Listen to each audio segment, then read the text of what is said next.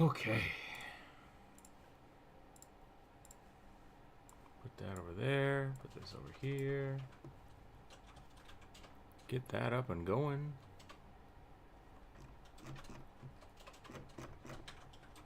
We are in the live stream chat.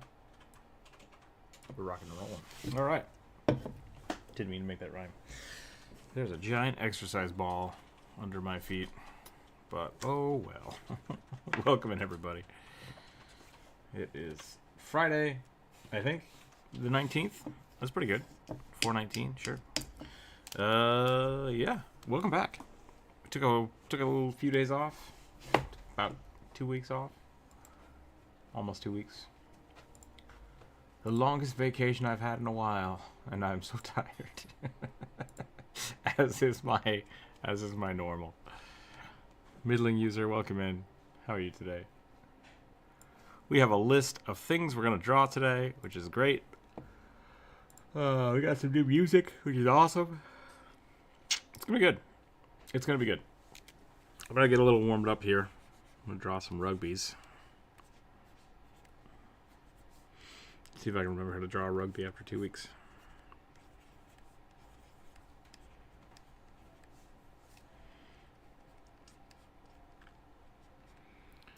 Wyatt, welcome in. Welcome in, everybody. Hope your week went well.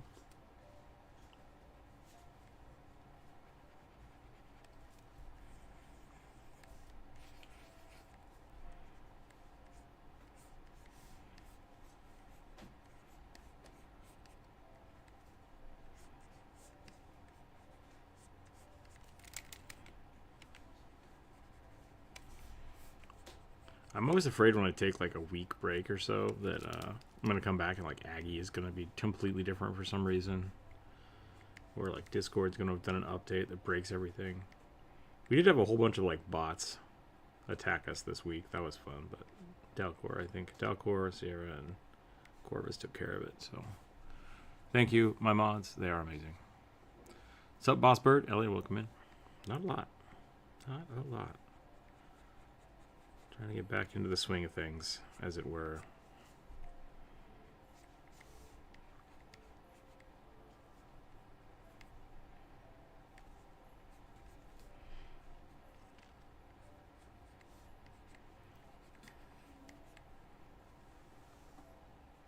This is a very picturesque rugby.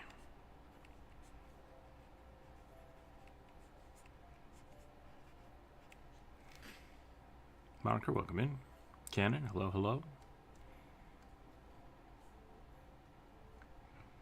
Yeah. How was the week? How was the weekend? I should say thank you to Druid, who hung out in the Discord and drew for everybody on Wednesday, I believe. As well as last week. I hope your toe is okay. It's getting better. Getting better. I can walk fine without it hurting, so that's good. But if I like put pressure on it, it doesn't feel great. Bri, welcome in. Hello, hello. Forgot about the stream. Guessing I'm too late to submit, but can still catch the stream itself, I suppose. How are you doing? I'm doing all right, Dragon. You're welcome to submit a suggestion into the chat, and I'll add it to the list. It's totally fine.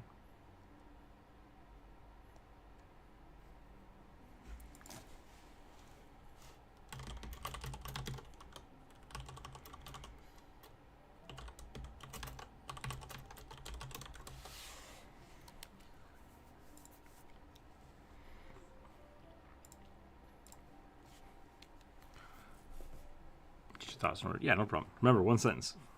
Keep it simple. Keep it simple. Keep it safe. Right. Ooh, 5 memberships. Thank you. Yeah. That's awesome.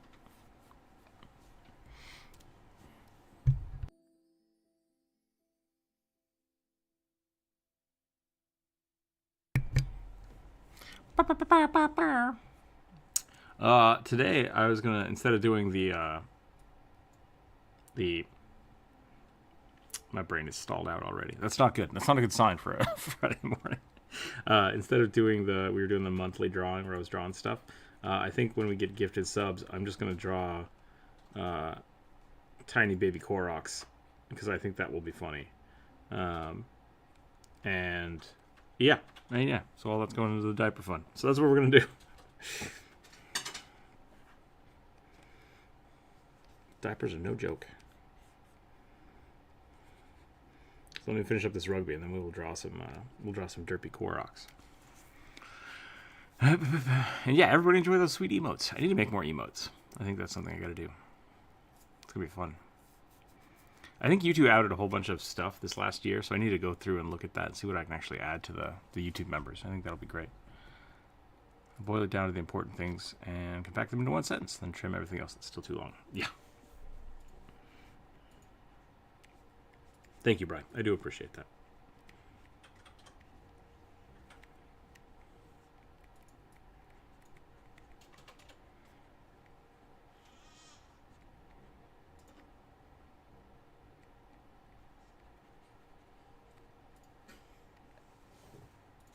Oh boy.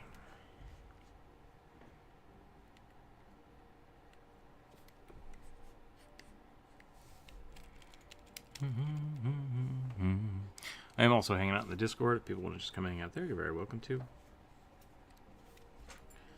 Druid might be tapped out from drawing all week, so he might be just asleeping today, which is totally fine.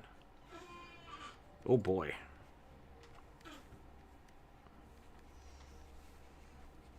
Hold on a second. What's up? He's sleeping. All right. Enjoy the emo. Spam all over. Yeah. Feel free to spam those everywhere.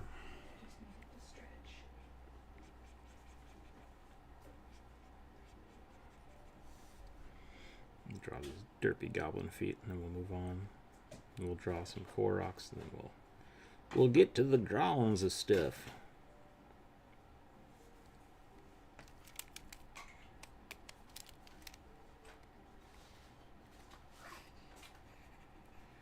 I was falling asleep while coloring that last night.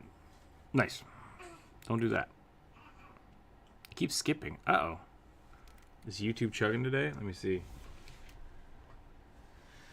Let me see how my stream's doing. Seems like it says it's alright, so it might be. If it's on my end, let me know if more people are getting it. But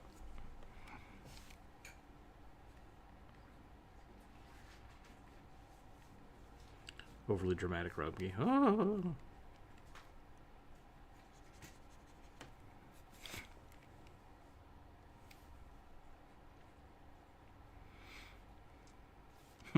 I like the little 8-bit rugbies. They're one of my favorites. All right, let's draw a Korok. Let's get a Korok in here for the super chats. What kind of leaf should we do? Oh, no, I'm not doing pot leaf. I have seen those shirts though.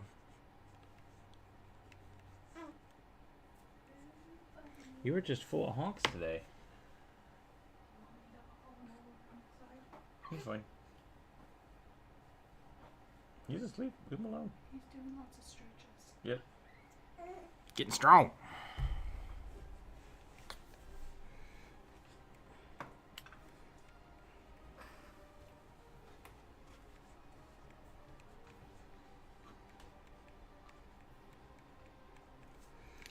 I gotta figure out what exactly which mask to give the kiddo, so I can like share pictures and stuff. I was thinking a Korok leaf would be pretty funny, but I might just do like a tiny owlbear mask or something. Both are good.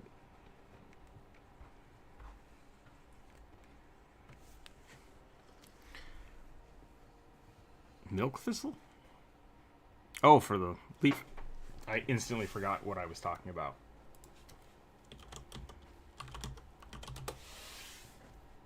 I typed milk thistle in and it immediately gave me like a like a supplement. Oh yeah, okay. No, yeah, we have those all over Idaho. Those are great. That would be a weird Korok. That'd be a terrifying Korok. But we could try that. Let's do it.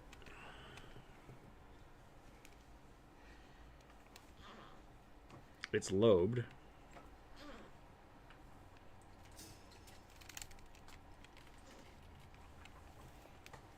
Oh, now you're awake. What's up, kiddo?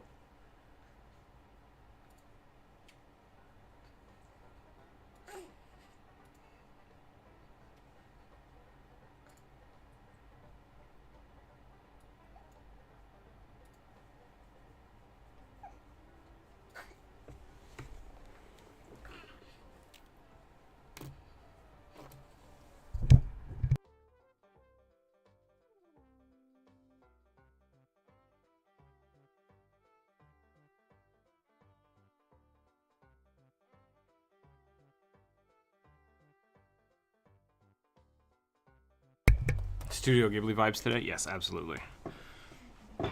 Absolutely. Also, I don't know if you're muted on Discord. I am muted Okay. on Discord. Brad said hello.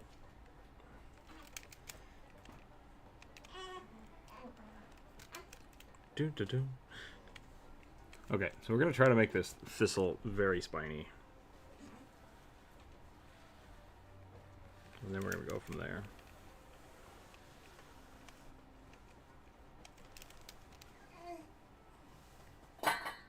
Oh no. Bouncing off cat bowls.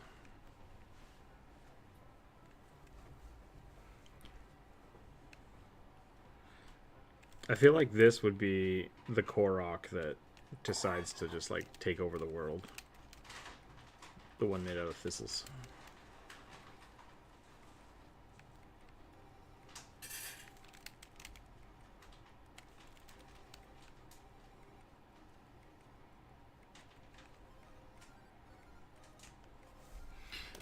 Get some white in here.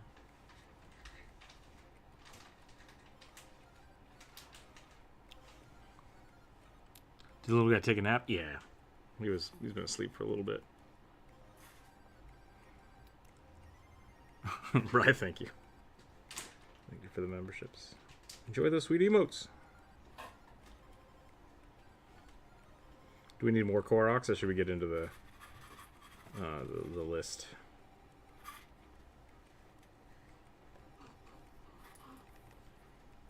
We just need to make like 1,000 Koroks today.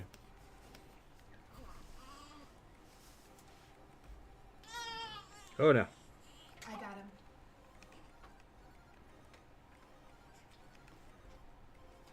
Angry baby. There might be times today when I have to just mute myself, so I'll let you guys know how that goes.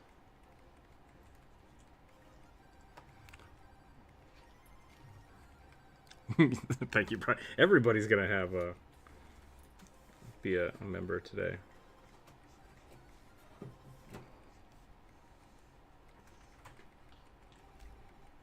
Can you help me find my friend?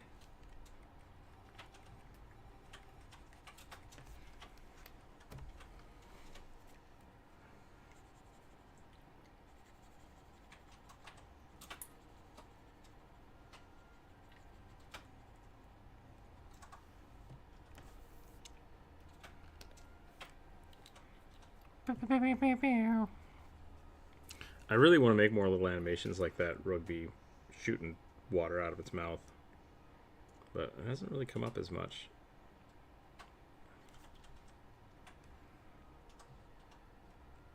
So many leaf masks practically fall, yeah.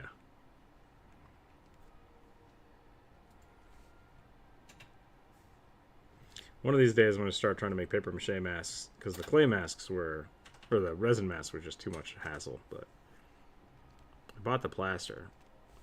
And I can start making like some really fast, easy masks, which would be really fun.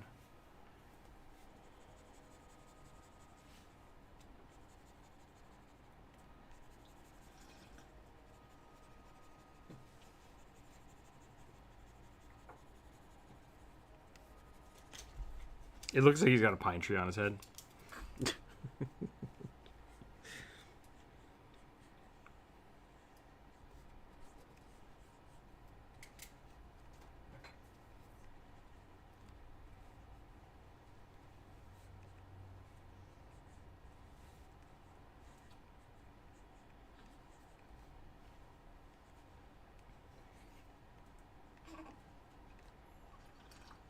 Let's draw an array of of Koroks here, and then we'll move on.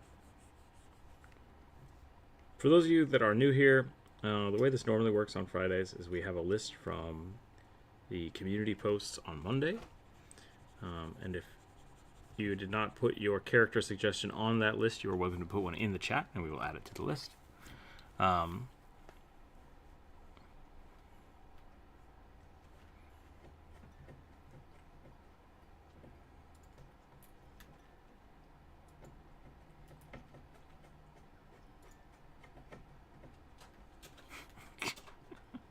Dragon Turtle, that is a sentence with a list, as well as 3 different extensions and 2 characters. So I'm going to give you a secret mage, introverted woman, ginger hair. Okay, I like that. Irish. We can do that. We can give her like curly hair. I think that'll be cool. Modern setting. We might be able to get it if we do that. If we do a modern setting mage, we might be able to get the fox on there. So I'll put that on the list for you.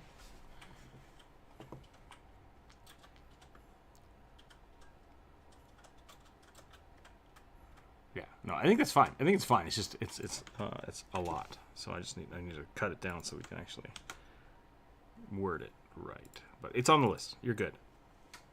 You are good. I think that's a good character description.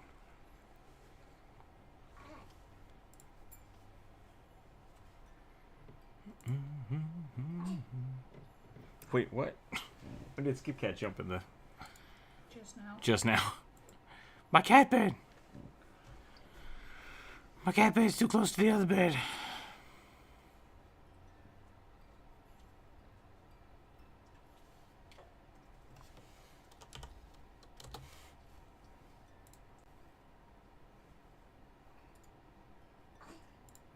Alright, hold on. Let me get back to the chat here.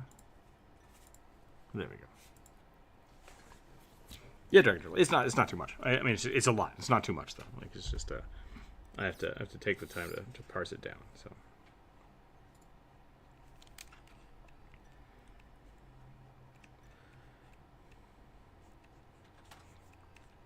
Let's do one more. We'll do one more Korok, and then we'll start drawing some stuff.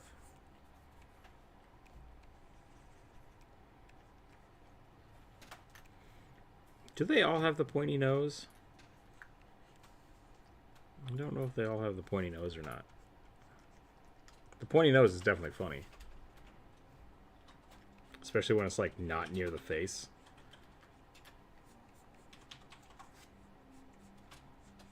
Koroks are great.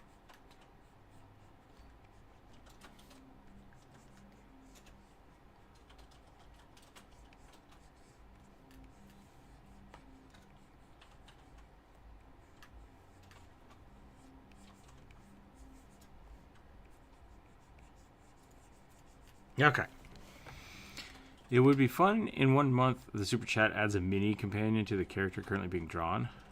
That is something we did one time, and that gave us the Santa Claus with party members that all got turned into mice.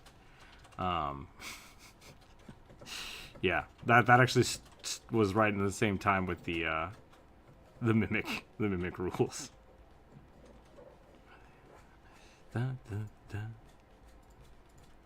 How's Dragon Turtle not getting gifted memberships?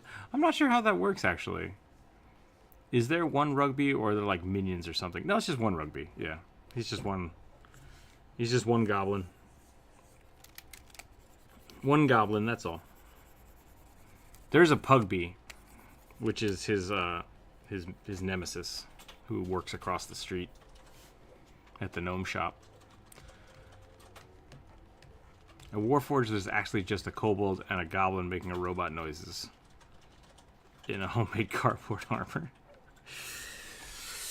That's pushing the rules, but we could probably do that. We could probably do a cardboard Warforged with technically 2 characters again, but we can figure it out. We'll put it on the list and we'll see where it goes. A big problem with like a lot of the reasons I have the rules is because if I get too detailed or there's too many characters, I spend like an hour drawing things and then nobody gets anything drawn. So I just try to New invisible layer option? What is this? Personal layer visibility on. Oh, okay. I need a way so that I can trace things online and people won't know that I'm cheating. Welcome in, Chorus. I can't for the life of me think of why that would be important. Like, why that's a functionality, except to, like, hide what you're drawing. Okay. Let's get the color set up.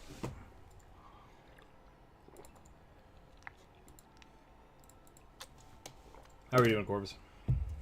I'm alright.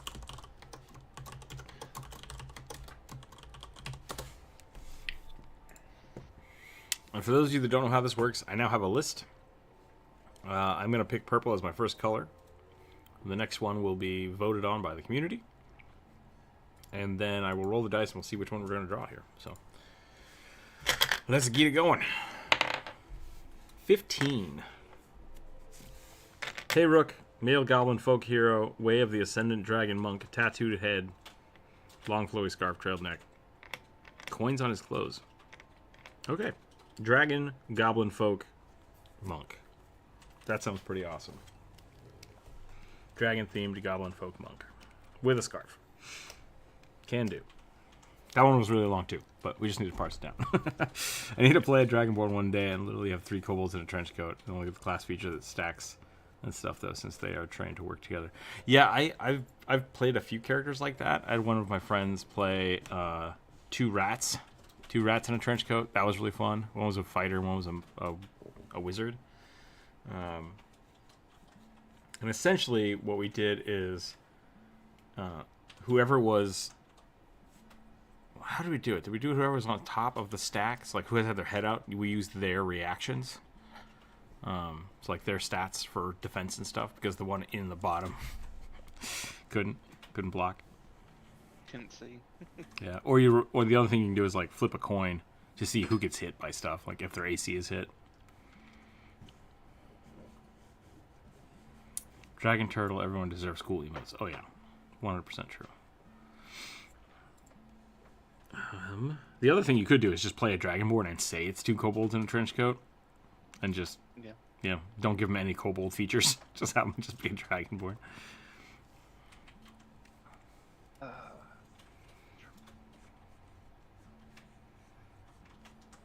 Should I make this a chunky boy kobold or like a Bruce Lee kobold? I like the idea of Bruce Lee kobold. Make him a little bit slimmer than most.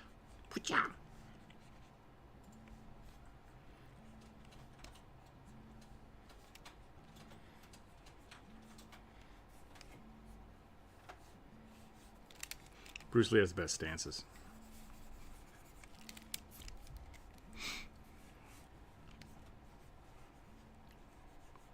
Yeah, I've been alright. I've been, because of all the new Pathfinder stuff that's coming out like this year. Mm-hmm.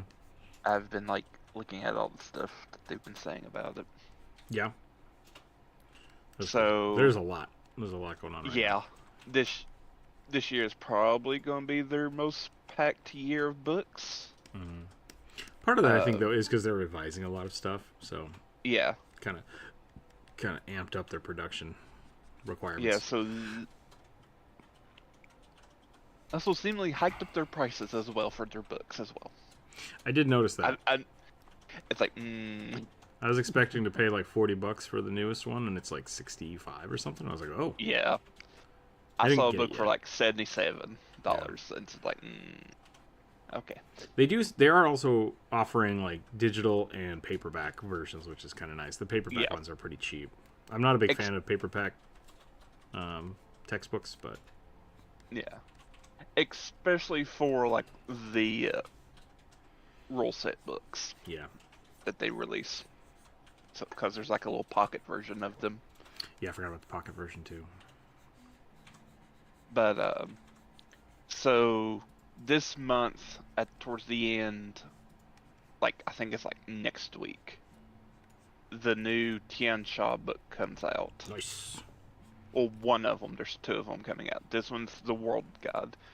So I think it just has a bunch of lore and new like gods for people. Yeah, the world guides are usually pretty cool for Pathfinder. I like them a lot. They're usually not very big though, so I wouldn't expect that Yeah. to be too expensive. And then on the 29th, a new playtest comes out for the 2 new classes that are coming out. Nice. The Guardian Which- was it Defender? Or was it Guardian Guardian. and Commander. Nice. Okay. Yeah, because they have like the Guardian archetypes, so I wonder if that's what they were basing that off of. So I hope it's going to be like Yeah. a shield based thing, which would be really cool. Yeah, I know some people. I saw on Reddit some people are thinking maybe the Commander would be like 4th edition's Warlord. Yeah, based around like team feats and stuff. Those are pretty cool. Or something. I tried doing types that of auras. once. Yeah, I tried doing that once. It was kind of neat because you take team feats, and then as a class action, you can give it to another person. So you're basically just like, you and I flank up, and it's like that's really cool. I like that idea because team feats otherwise are really hard to make work because people don't want to give up stuff unless you're playing like a duo class or like you purposely are trying to play a 2-man team. So And then in another book, which I think it's the Divine Mysteries book that comes out later this year. mm-hmm. I think in maybe November. They are kind of bringing back the War Priest, Yes, like from 1E, Mm-hmm. Perfect. but it's now being referred to as the Battle Harbinger. Nice. That's cool. And it's a specific class archetype for clerics. That's good. Yeah, So- I really liked the Battle Priest because it had the flavor of a paladin, but it was definitely its own thing. Like they basically like, what if you were a cleric but you just focused on like smiting people? It's like, yes, Yeah. that is what I want. It was really fun. So you get like a reduced spell list, so that probably means you'll probably have like the spell list similar to like a magus Yeah. in a way. If I remember right, a lot of them, you kind of lose the like, I believe you lost a lot of like the restorative magics, and in lieu of like self buffing. So like you can only cast things up on self is kind of the big way it worked. But it's a lot of fun. It's a lot of fun because you're just like beefing yourself up and whacking people with sticks and stuff. It's pretty great. Yeah, and the reason I say that is because the art, because they showed like every archetype has a picture associated with it, and the archetype or the picture they had for this Battle Harbinger is the iconic for the War Priest back in 1E, Yes. the half-orc dude. Yeah. And then they also use the same iconic art from 1E of the Shaman for another It was a little like class archetype. little gnome. Well, no, dwarf translady. Oh, was it a dwarf? Okay, I didn't know. It was a little gnome. I might be thinking of 4E. I might think of the 4E shaman. She might have been a gnome. Maybe. A herald world of war priest. And then there's a new one coming out for. There's like 2 new ones coming out for rogues, and one book is called The Avenger. Okay. So that might be a rework of the Inquisitor It as could a be. rogue archetype. There was an Avenger before that was essentially the Slayer, a Slayer rogue. Yeah. So it could be maybe like a weird retake on the Slayer, or Because the thing with the Slayer was basically like you focused on like your hated target. targets. Yeah. Like so you had all the ranger features of tracking somebody, but it was very specialized. It's just like I'm gonna find this one guy and I'm gonna kill him. And so then I legit forgot about the Slayer, so Yeah. I was like, yeah, that actually probably is the Slayer. But the Slayer was pretty neat because you would just be like a Dragon Slayer, or like an Orc Slayer or something. Yeah. Whereas the Avenger, I think, is a little more fluid, but I think you give up a lot of your skills. So you're basically just a pure combat rogue because you're just like I'm here to kill this guy. That's all I'm here for. And then Warhammer Dwarves, they're also bringing back the Blood Rager as a class archetype for barbarians. yes, Blood Rager will be fun too. I'm excited. So It's going to be a good year for Pathfinder. I'm most likely going to try to set up a playable game. And I don't know if I'm going to try to make it for the Discord again or if I'm going to do it for the Patreons, but I really want to get... I really want to sit down and actually like write down my campaigns so I can have like a world guide kind of thing. And so I think the best way to do that is to just play a lot of games. And I think Pathfinder is going to be the way to do it. And we'll see how I can figure that out. But I'm going to have some extra time to sit and think and not be able to draw. And so I think I think that'll be planning those kind of things will be a good use of my time in those situations. So. also, apparently they're bringing back like mythic, or bringing in like mythic destinies. Cool. Yeah. So that may be like for like the mythic character stuff back in 1E. Mm-hmm. Yeah, I like the Mythic Adventures. I never actually played any of them, but I really liked looking at what they were because they essentially let you play past level 20. But building up to that, they added a whole bunch of stuff of like deity boons and like how to become an avatar of different gods.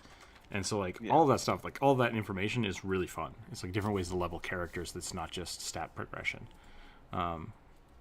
If the game is for Discord, how would one sign up, and would proper session or play by post? Yeah, I don't have any specifics yet. It's still kind of a vague thought. Last time what we did is we basically I set up a date, and then I said, okay, Patreon members, if anyone can play this Friday, sign up. And then if they did, we played. Like that was it. And then that unfortunately became like there were only I think 4 or 5 people that could play, and so we ran that campaign for a little while. That's all up on YouTube. It kind of died just because of life and stuff. But Yep. Yeah. But that's up. If you guys want to see the red and blue teams, I had two different groups playing. That's fun. It was good. You can kind of see how my DM style works. I think some of the first few episodes I had a cold, so sorry about that. The audio was really bad, but it is what it is. You'll need to master all 4 elements to become the avatar. Yeah. Also, apparently, Player Core 2 is coming out earlier than it was initially planned. Nice. So, I still have not coming out like in August. I still have not gotten the Monster Core because no one around here has it for some reason. That's so crazy. Yeah, like I went to 4 different game stores and they're like, nope, we can't keep it in. And I was like, dang it. So I was gonna order it and then I completely forgot. I completely forgot to actually order it. So I still don't have it. No. I'm currently working on 2 different commissions right now. One is a aquatic merfolk warforged, which is pretty cool. And then the other one is a spider paladin, I believe. And I really dig that, and I think the next Why You Should Play video is going to be a naughty. So if people have stories or thoughts about the Anati, let me know, and maybe it'll get put in the next video. But I was going to see if Corvus, if you wanted to help me with that one, maybe figure out a way to actually like get some fresh eyes on the Why You Should Play series.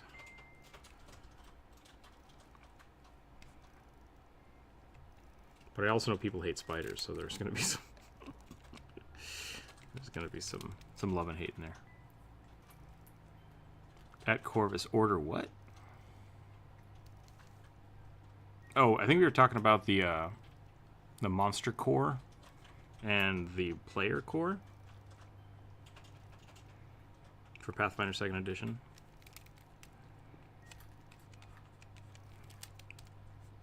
Player Core 2 is coming out, I think Corvus said in August.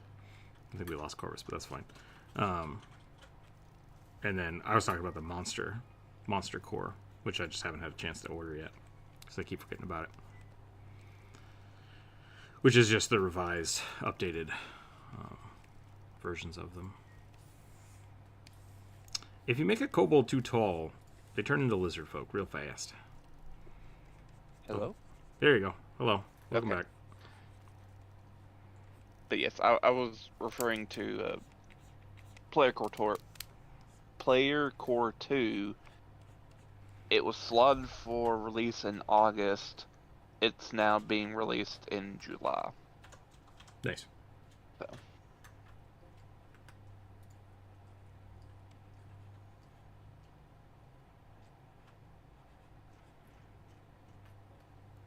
And next month is the Owl of the Wild, which releases Centaurs, Minotaurs, Merfolk, Athamaru, Bug People, Nice.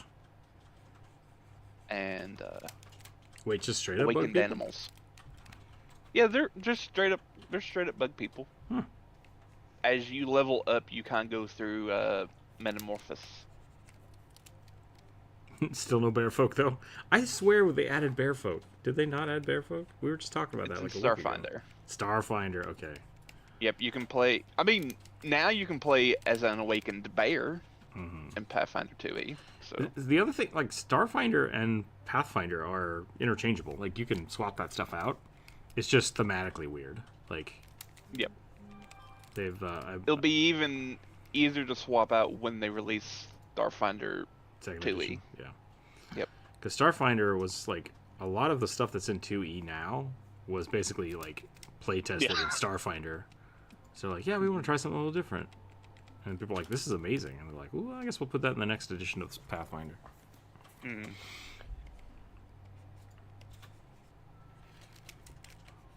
This is a fun little sketch. I feel like I could spend probably another like 2 hours on this guy. But I think I'm about done. I just realized I'm drawing Natsu from Fairy Tale. Also, I thought this was supposed to be a goblin. I thought it was a kobold. Shoot. This is supposed to be a goblin. Yeah. Goblin folk hero, Way of the Ascendant. Dang it. Yeah. Hold on. I got like, distracted. Wait a second. I was like, it's supposed to be a goblin. No one corrected me. No one corrected me. Yep. I must have been thinking about the dragon. Yep. All right, here's what we're gonna do. It's just a dragon monk. We're gonna duplicate this layer. We're gonna turn that one off. We're gonna do some cosmetic jiggery pokery Erase here. Just erase the legs and head. I can fix this. This is nothing. You know how often I have to redraw legs anyways? I forget how to draw faces. It's an ascendant way of the dragon. He became a kobold. Yep. Starfighter was a hot mess. Had cool stuff, but still a hot mess. I don't doubt that for a minute. Wait, an awakened bear? Can you talk? So that's actually interesting. If you're awakened, I believe you can. Yes. Orson Barrington was not an awakened bear. He was just a polar bear. So he couldn't talk until he was like level 8 or 9. And that was because my DM gave me a necklace of human speech. Yeah, I had to just like my way through a lot of conversations. It was great. Yeah, I believe they can talk. It'd be kind of weird if they couldn't.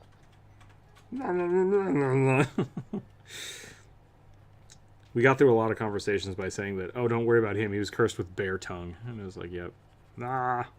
Ugh.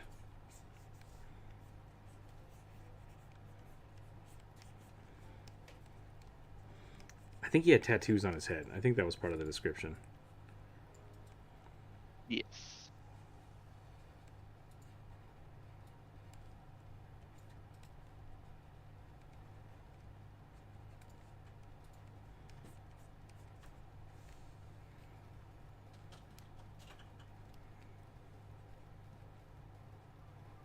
Yes, the bug people that are being introduced, they're called the Scurry. Okay. S-U-R-K-I.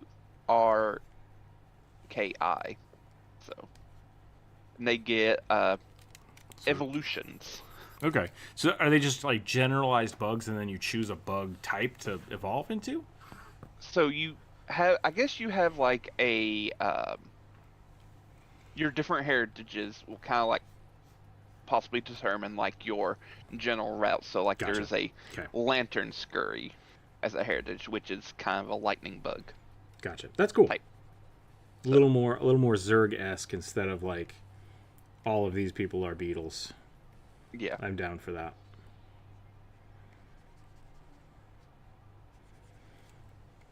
And like your awakened animal heritage is a very generalized term, but you could just like, I'm a bear, Yeah. because there's like climbing animal heritage means like you are your limbs are highly dexterous, able to grab and climb, and so that means you could be like a chimpanzee, a bear, raccoon, sloth,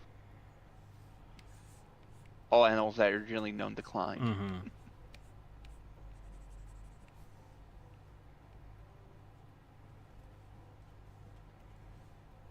And apparently the Aphomar, which are fish humans, Okay. are just the rebranding of Lakatha. Lokatha, okay. We are the Ashamar. Like angels? Yes. We are the chosen people.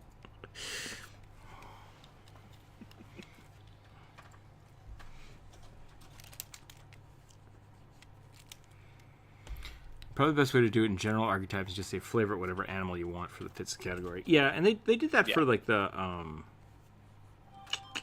beastkin, whatever they were called. I can't remember, the shifters. And I think that worked pretty well. I think that was a good call. The problem I had with the shifter class was that you were essentially chimeras. Yeah. Because they're like, pick an animal type. Cool. In 3 levels, pick a different animal. It's like, no, I want to make this one better. I want super bear. I want to go bear, bigger bear, dire bear, astral bear. And they're like, no. You want to be a bear and a chicken and a snake. And it's like, I don't want any of that. I just want to be real big bear. Yeah. It's like they took the premise of like the Circle of the Moon druids in 5e, where they're like combat druids, and then just like, we're gonna crank up the combat even more, and you're just gonna get body parts of different animals that you can change into. Which some of that's kind of cool. Like that is a cool concept, like being able to shift between all the different animal aspects. But with the way it was set up, it felt like really lackluster. Instead of getting cooler, stronger abilities, you just got more less cool abilities, and I was like, not bad, but not my jam. So I never actually played one of those. Pick your aspect. I don't want to. I just want to be a bear. There may have been an archetype where you could focus on. Yeah, I didn't look at too much of the. I made the video about them, but it was more talking about like the D&D aspect of the shifter race and the comparisons of it. So I didn't look too deep. Yeah. Didn't look too deep into it. Okay, I think I'm done with this little dragon kobold guy, who is now a goblin. Hiya! I kind of want to give him a bun, a little hair bun. I think having a little poof up here would be very goblin-esque. There we go. Cool. Okay. So now let's take a look at... That's really sketchy. Hopefully I'll keep warming up and things will get cleaner and cleaner. Escalation of armored bear aggression. Armored bear aggression, yeah. I totally thought that bear was going to do a backflip, not eat the guy in the tree. I thought he was going to run up and just like do a backflip off the thing. Do a backflip. Recycle the diaper into a mask? Oh no, what? What are you talking about? I missed something. In terms of lore and culture and stuff, any tips on making beastkin or monsterkin distinct and interesting beyond the animals? Usually good enough, but helps to have more to it. I mean, that question I think is... Let me get my words right. I'm going to say no for beastkin, because beastkin themselves should be about the animal. That being said, the question you ask is a good question for any heritage, any race, right? Like, how do you make, for lore and culture, any tips on making anybody more interesting? And I think a big part of that is that a lot of times people will create a race or class and have them be singularly focused. So if they are like a race of were creatures, that's a pretty big selling point for people outside of their community seeing them, right? Like, so that would be the main thing you talk about, and the main thing that people would know about them is like, oh yeah, that whole race was turned into were otters, right? Or that whole town was turned into were otters, and it just kept thriving, and it worked.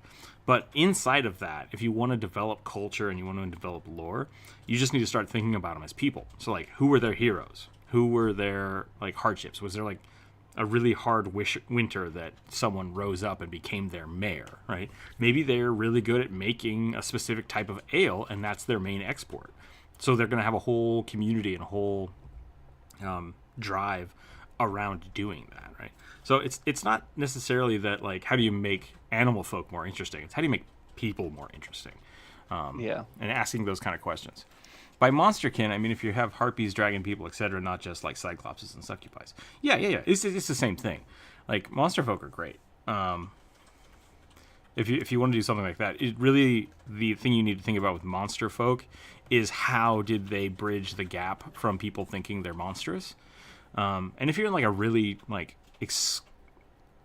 excluded village or something, like maybe they only have one or two people that do go out and trade, and nobody's allowed to come to the village.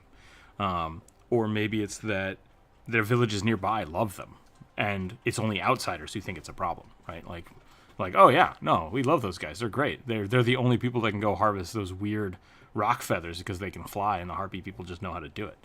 And they're perfect, right? So it's always a thing to think about how, when you have a city or you have a group of people, how do the people inside the city look at each other? How do people outside of the city look at them? Like, so it's like public view. What do these people think they are? Like, oh yeah, we're a noble class of people. Like, oh yeah, and then how do their neighbors see them? So like the people that interact with them every day, outsiders and then insiders, and then this is where you're gonna get like, you're gonna get town heroes, you're gonna get folk heroes, and you're gonna get like infamous heroes. Just like, oh, there's an ogre over here that can lift a barn.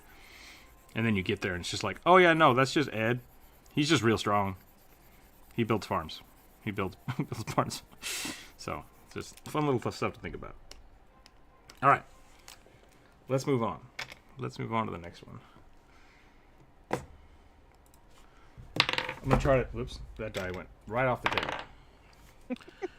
Female water genasi, wild magic sorcerer, eldritch knight fighter, athletic background. Female water genasi, wild magic sorcerer, eldritch knight. Okay, what color are we doing? Purple. We're still doing purple. I'm probably going to go a little lighter purple on this one. 69%. Nice. Good job, everybody.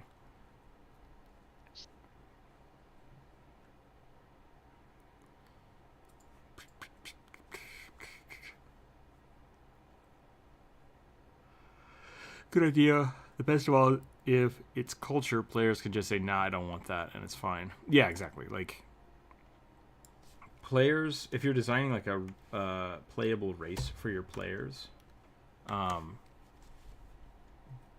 that's the outside perspective, right?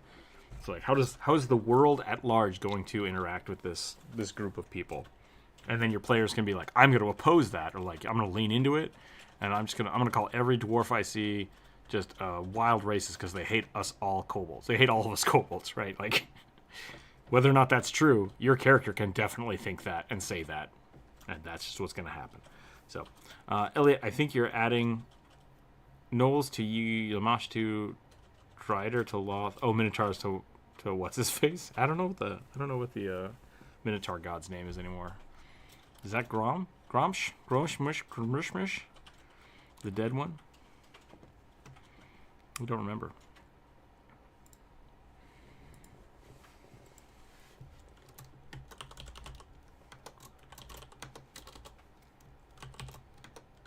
Oops. Hello? Hello? Can you hear me? Yep. You cutting out? Am I cutting out?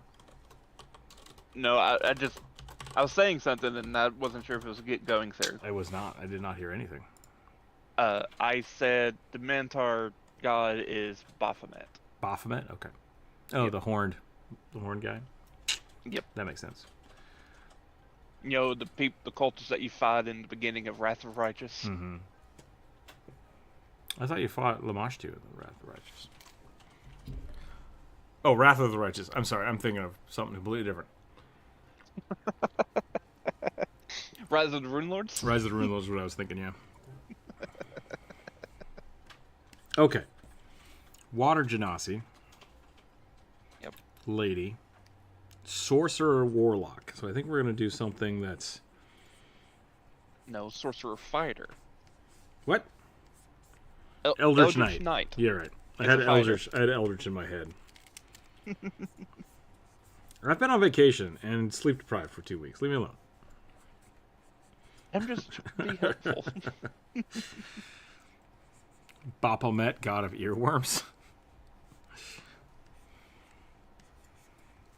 How do I apply psychic damage to the to the chat? Is it a kobold?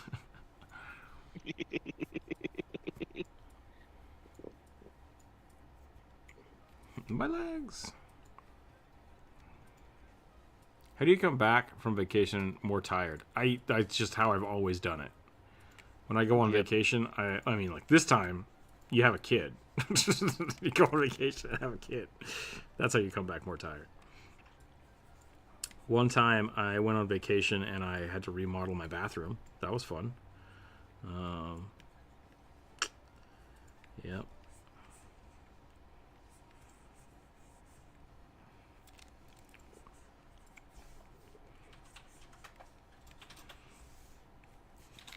I feel like Eldritch Knights just need swords, like long swords.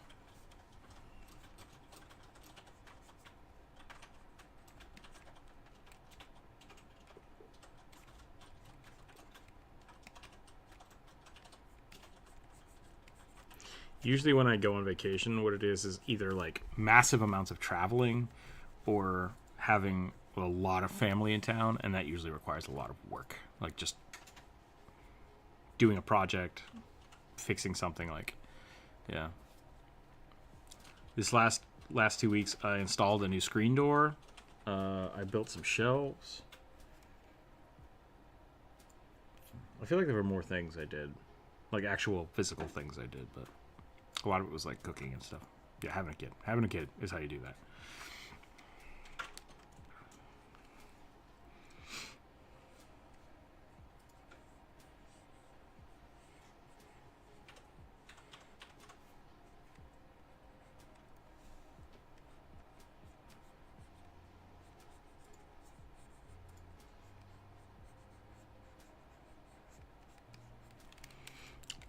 While the first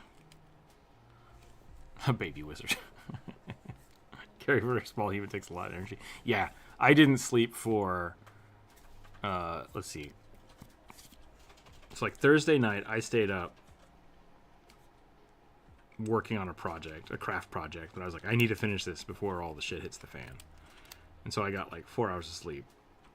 Friday night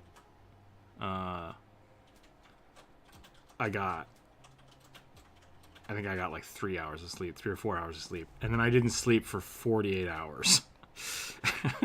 So when I got back to the house on Monday, I was hungover. Like I felt hungover. And I was so tired that I could not sleep. It was awful. Like I was having that like you close your eyes for 2 seconds and immediately start dreaming. Your brain's just like, time to shut off. You're off now. And then I would wake up, be like, ah. So, yeah. That's how my brain do. It likes to just sabotage me when I can't sleep.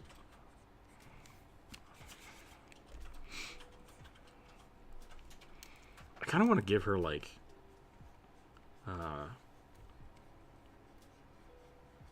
metal arm guards. Just like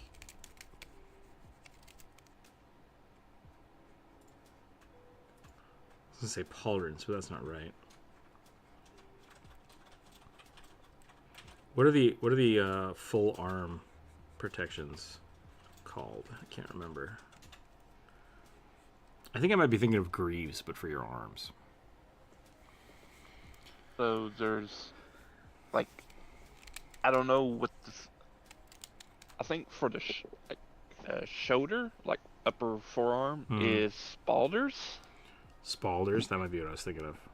And then because you have to have like a hinge there. Mm-hmm. It's then a van brace and then gauntlet. Okay.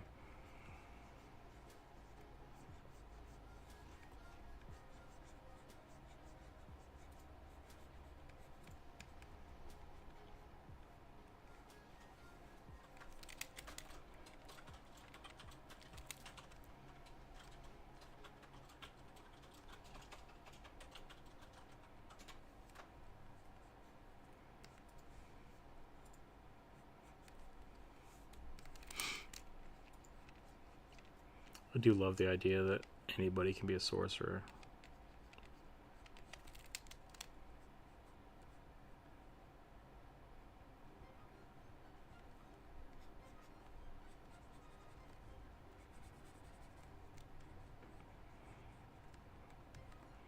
What makes a sorcerer? Magic. Just having magic. It doesn't matter what kind. Doesn't matter where it comes from. It's just magic. And you didn't learn it. Bracers are used mostly by archers. Yeah, I saw that. There's a guy that does a whole bunch of weapons and armor YouTube shorts and videos. Guy with the beard. And he put a short out, I think, last week about that. Just like, why does everybody in fantasy have bracers? You're not an archer. You don't need them. It's like, well, all right. They're cool looking, so. Because they look cool, yeah. Your point is invalid. And they're easy to make. Yep. They're super easy to mass produce for costumes. Yep.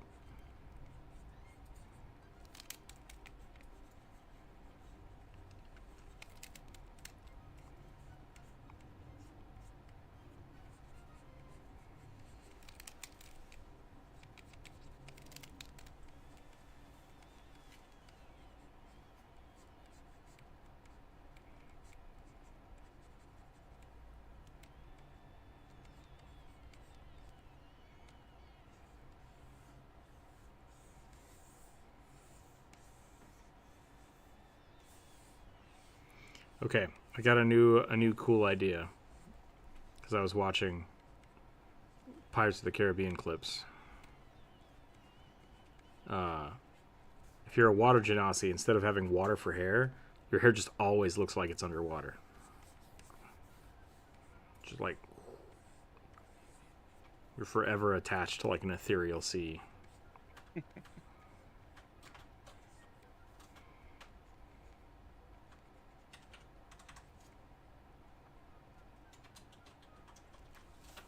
Oh boy, that's a horrible face. That is a horrible face. Give me a second here. Though I do pity the parents of sorcerers, because your grandfather seduced the dragons and your fifth house is on fire. Yeah. Reinforced dog toys to play with. That's one way to do it.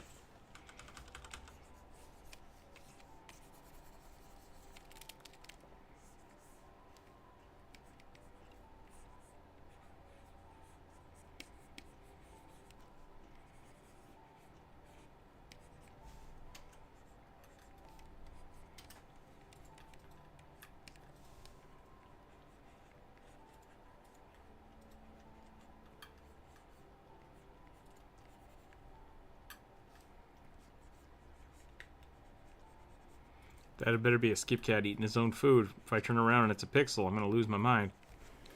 It's a skip cat. We're fine.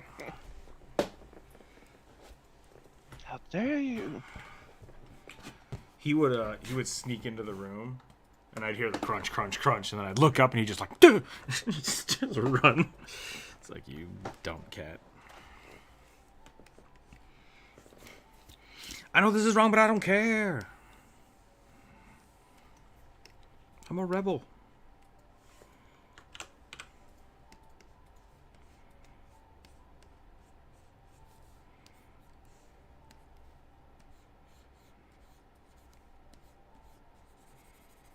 One of these days I'm gonna learn how eyeshadow works, and then all my drawings are gonna get cooler. But not today. Not today. Not today, Satan.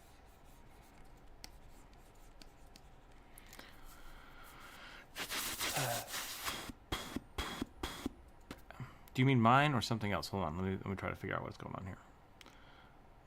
I hate the D&D Pathfinder, etc. approach to magic, which means I hate most caster classes in particular. Flavoring might be cool, but I refuse to play them.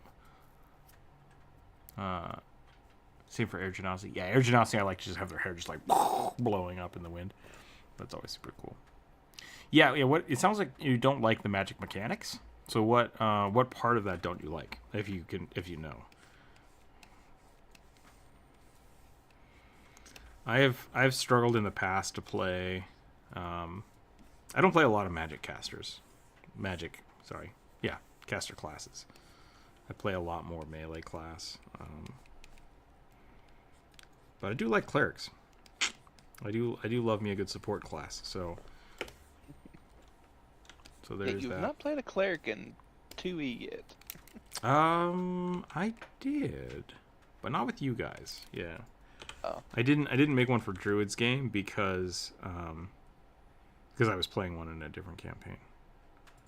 And then I don't know if I actually ever played that one now that I think about it.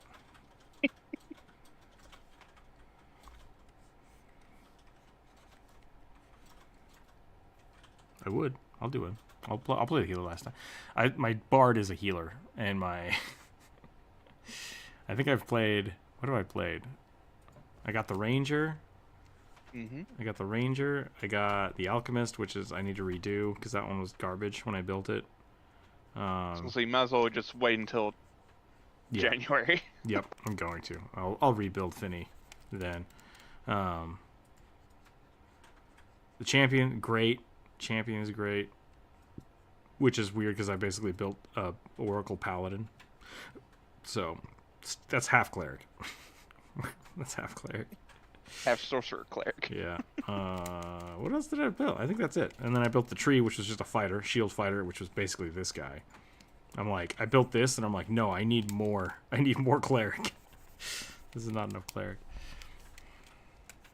You didn't do it in Druid's game because I already did. Yeah, that's right. You've also in your other game you've play a investigator. The investigator, yep, that was the other one. That one's really fun. If you're in a campaign that supports it. Yeah, we've run into a few little issues with that, but it definitely has this thing. And there's a lot of issues with Pathfinder 2E that I think are directly responsible or directly related to 5E.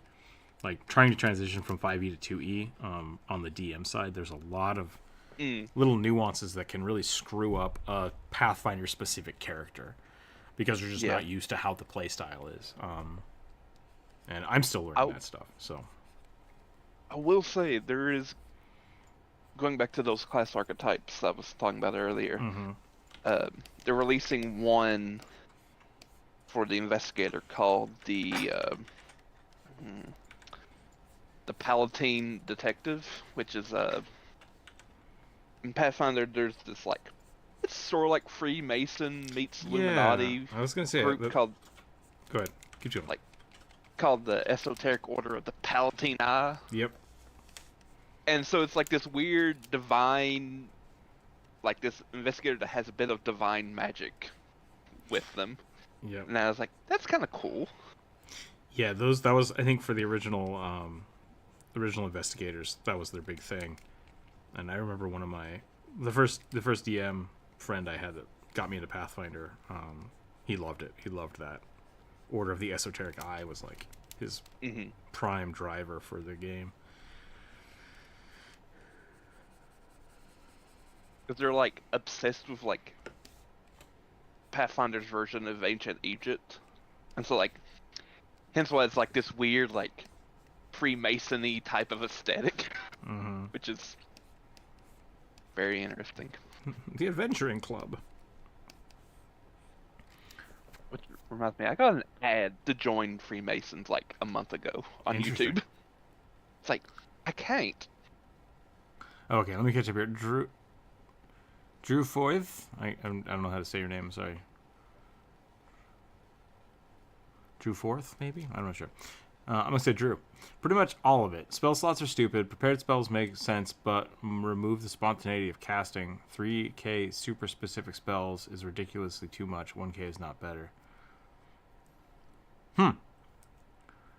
Everything else in the classes is just guilty clunky and makes me want to throw over the rulebook. Interesting. That's a lot of rage. And I don't know what to tell you about that. I don't have any... You can call me Drew. Okay, cool. When it comes to tabletop RPG video games, and while there's a lot of wrong there, it's easy to decision appeal to me. The easier decisions appeal to me. Okay. So it's just too complicated in general that you don't like about it. That's fair. Like, druids get really complicated, and witches get really, really complicated. And that kind of turns me off to them, but...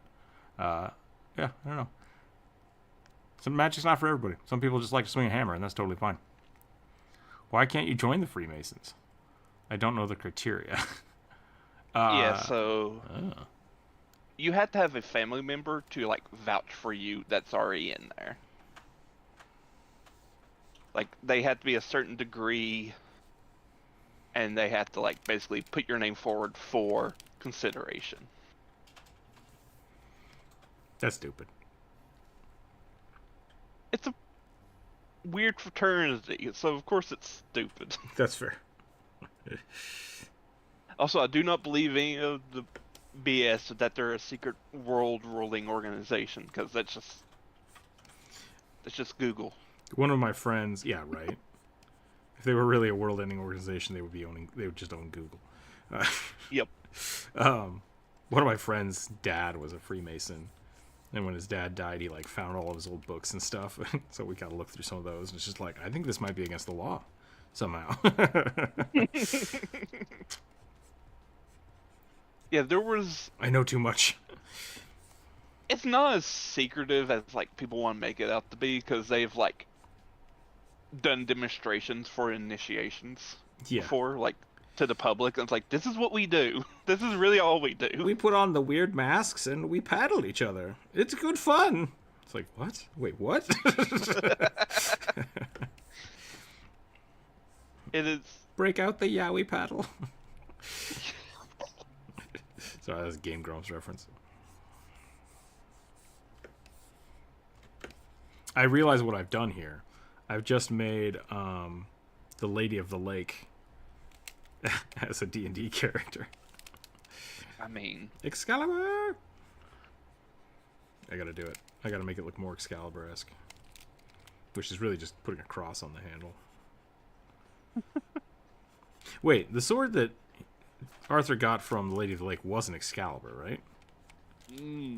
Or was it? He pulled the sword from the stone and then she gave him Excalibur. I don't think it was... I think that's the case. Yeah, I don't think Excalibur was the sword in the stone.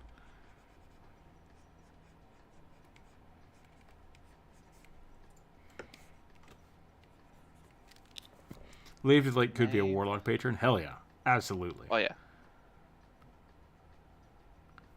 Do you have... You have to have family members that is a member in one of the feeder fraternities. I think my uncle got in because he was a Teamster. Yeah, that's actually something around here in Washington. I think that some of the unions are also attached to the Freemasons. And so if you join the union, it's like it's an option to just become one of the Mason guilds. Name of the sword in stone. Merlin put the sword in the stone. Yeah. I think so. I think Merlin put the sword in the stone, and then it broke. I think it broke. And so then Merlin's like, "Hey, go to this lake. I know this chick. She's pretty cool. She'll give you a sword." So the sword in the stone is Excalibur. Okay. It's basically proof of Arthur's lineage as King of the Britons. Mm-hmm. And the sword given to him by the Lady of the Lake is not the same sword. It is a different sword completely. Even though, in some versions of the legend, both of them share the exact same name. Gotcha. So.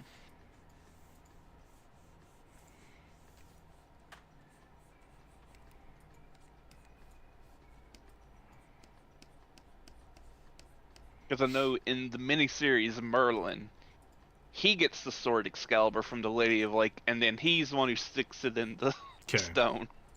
Sure. Goes and bangs his sister, and Merlin's like, "Damn it!" And he throws it back in the lake. It's like, "You tricked me, demon witch." And the Lady of the Lake's like, "Ha ha ha ha ha! Drama. I need more Game of Thrones in my life." And what'd you expect from a fae lady that lives in a lake? Right? Yeah. Whose fault is this, Merlin? Like, You chose poorly.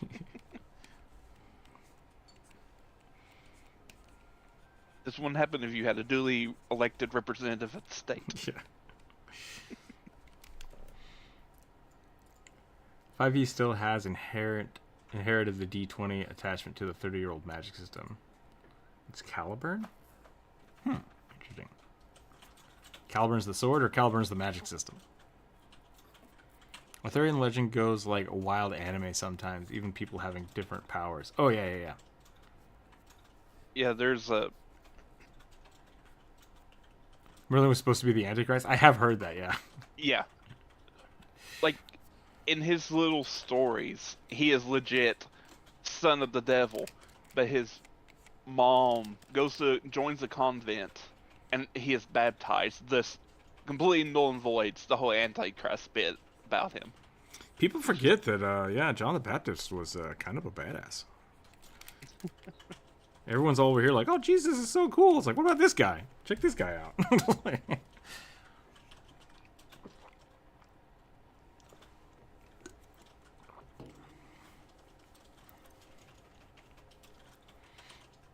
I always imagined that "Hey, Arthur, I bet you can't lift the sword out of the stone." And Arthur said, "Bet," and Merlin ran a cheating ring of the sword to get out no matter what. Okay. Caliburn is the name of the second Arthurian sword. Gotcha. Cool. It's a different name for Excalibur, but I don't know if the rock sword and the lake sword are the same or different. If they're different, then people seem to agree that the lake sword is the magic Avalon sword. Yeah. That part I do agree with. That's what happens when the lore is written and rewritten for 8 centuries. Yeah. Yep. By like hundreds of different people. I really liked The Green Knight. It was a weird and wild tale. But I feel like the whole crux of it was like, hey, we'll totally forgive everything that happens if you give me a kiss. And he's like, "No, that's gay, man." And then that just like, I'm like, wait, what just happened? like what happened? Like, I don't get it. So, funny thing is, the original poem, which it's like medieval poem, so it's like a book and a half. I mean, not that long, but very gay. Because it's just... That's kind of the feel I got for the whole movie. Yeah. And then at the very end, he's just like, "Nah, bro, I'm not into that." It's like, what do you mean you're not into that? That was like the biggest critique I saw from people who knew the literature, and just like, that's not what happens. Yeah. But yeah, there is like 2 pages dedicated to describing how hot the Green Knight was. Not even kidding. From like describing every detail of his armor, to his horse, to his beard. It's just everything. It's like, Arthur's like, "Damn, someone needs to deal with this." I let him hit me. Let's do it. But yeah, it was a bit odd. Yeah. I loved everything about that movie, but that whole scene was just, I was just like, I'm confused. I'm confused here. Like, everything was leading me this one way, but then you do a hard right turn. I'm not shaming the beard, it's just... That's fair, you know?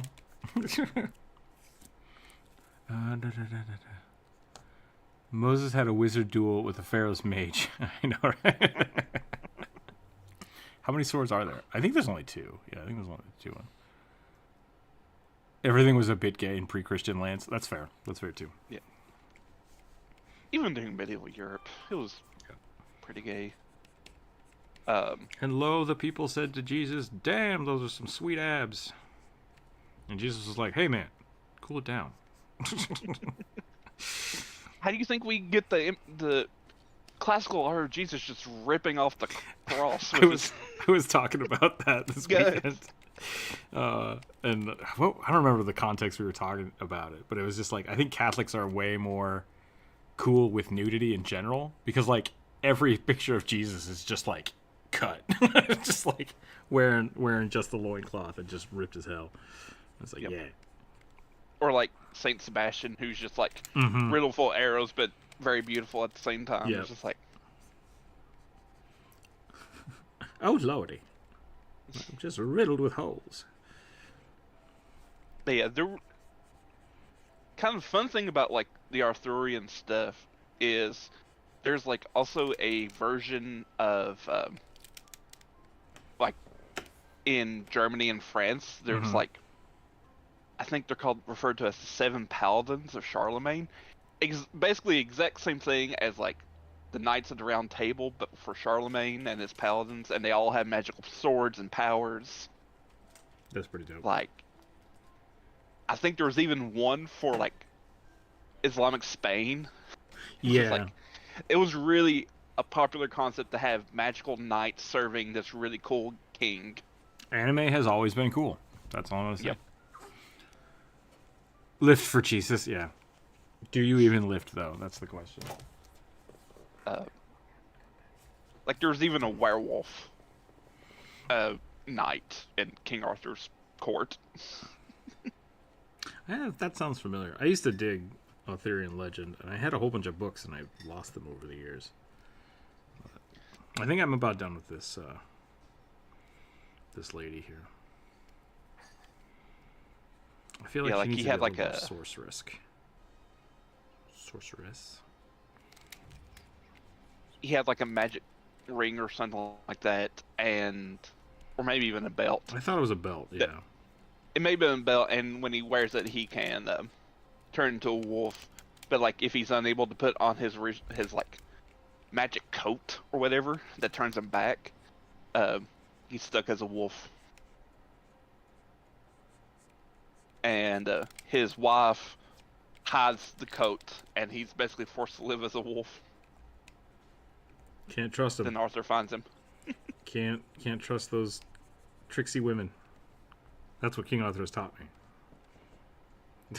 They're either your stepsister or trying to turn you into a wolf.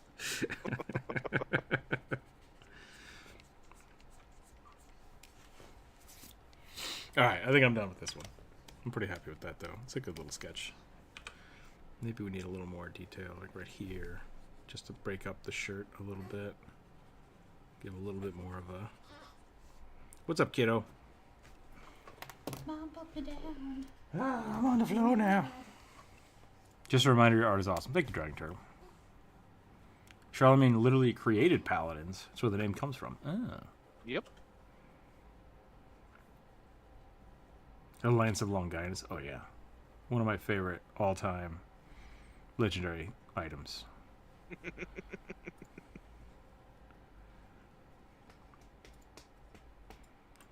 And then Fate, the anime, somehow turned one of them into a femboy. Interesting. I've not yet watched that one. I love it when anime does Arthurian legends. I think it's great. The only funnier thing is when they do crusades. Like D. Gray Man, I think. D. Gray Man or... yeah, I think it was D. Gray Man. Where Helsing had a crusade. Yeah, Helsing had a crusade. I just love it when animes take on like Catholic mythology and just start throwing the names around. It's like, yeah, this is totally fair. This is the legitimate thing to do, and it's just weird to me because it's like, wait, I know this. Yep. So Me and Druid were talking about an anime last Saturday called Trinity Blood. yeah, And he's like, "Is this what it feels like to be like? Have your culture appropriated?" Because Trinity Blood is 100%. And it's like, yeah, and I'm here for it because it's just world-ending apocalypse happens. Vatican is a world power. Mm-hmm.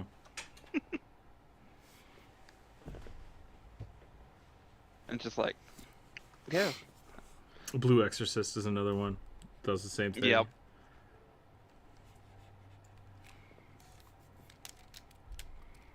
Okay, I'm done with this. I'm gonna roll the dice again. Rolling dice. Here we go. Anime will more any historical figure and have them dress in historically inaccurate outfits. Oh yeah. Ragnarok Detective Loki makes me happy. 7. Two-faced Warforged Bard, heavily inspired by Daft Punk. Okay, I can do that. Oh no. Oh no, little guy, what's up? Boy.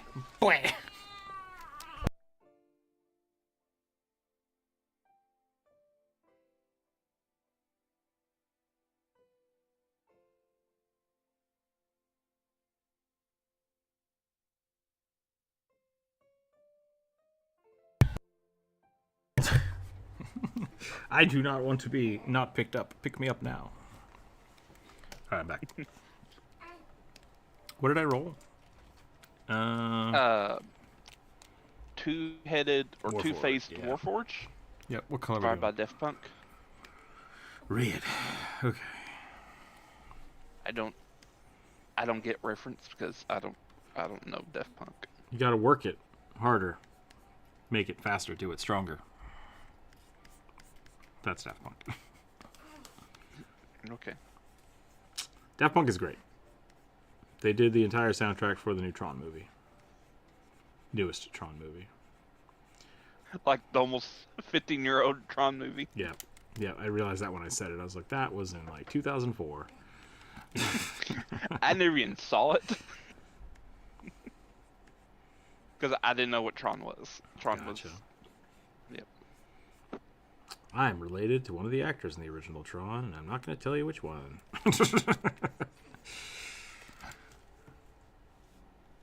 Thor works on a noodle cart and paid off their debts. He wants to be the same stream. Yeah, seriously. So he might be the dice roll or coincidence? Might have been the dice roll. It could have been. The child is like the clickety clacks. Let's find out. He's unfazed. Okay. The Tron cartoon was great. It was. Monica, it was pretty good. I liked that. I wish it was a little longer. I think they lost funding. The art style was really weird. But yeah, overall, pretty good. No, in 2010, so it's 14 years old.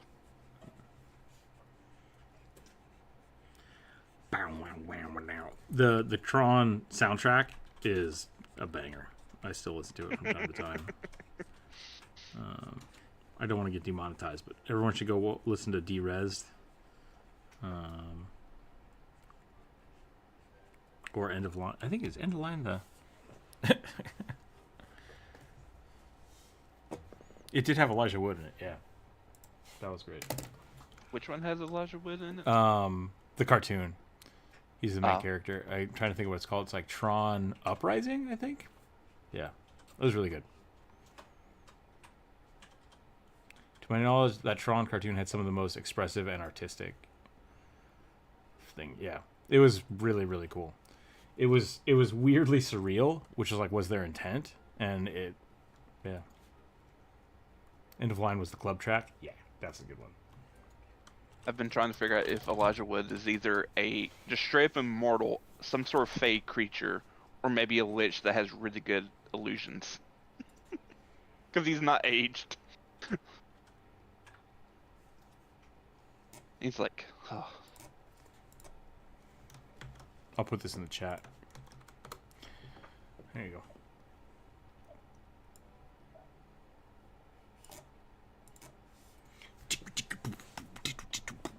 Boom, boom, boom, boom, boom, boom, boom, boom. So good.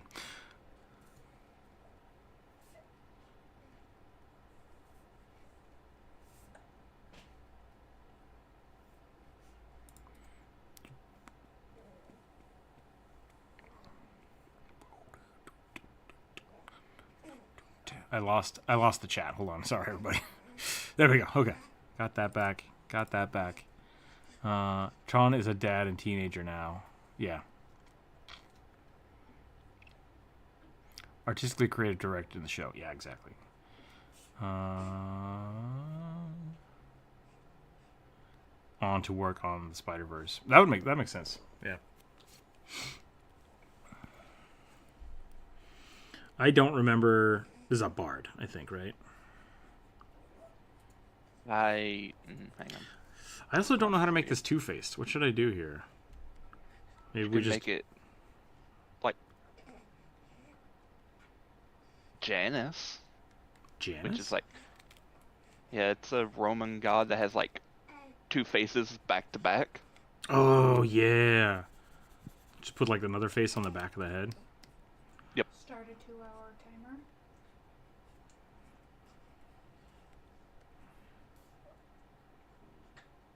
I guess it's gonna be like Janus because there is no J in Latin. You're right. I've yet to fully figure out where does the J sound come from in languages. Y. It was a Y. Well, I know, but ya like to when, ja. yeah, because it's like, when did the transition to J happened in English? Because You have Y's, and then the French went to je, which I think. How do you do the? Is that L?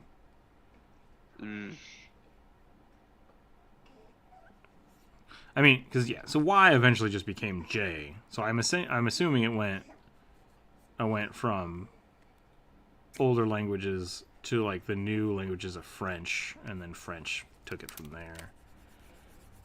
But January, yep. God of Doorways, okay. What do you think of not undead liches, or at least one with like a vampire-esque pseudo-biology? To me, it's like a phylactery is important, but not sure how important undeath is. I mean, so lich specifically needs a phylactery. Lich just does. That being said, you could definitely have like a necromantic vampire. Those are two different things. So, to boom tank boys. Oh god, hamster dance? What is this? What is this? Check. Alright. Okay. I rule the world like Tears for Fears. It goes. That's not Daft Punk. But I get the vibe. I definitely get the vibe. What's my favorite Daft Punk song? End of Line is really good. End of Line is really, really good.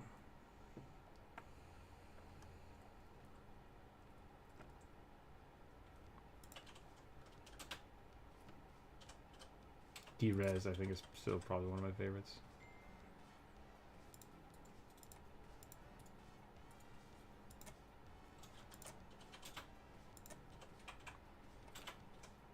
Yeah.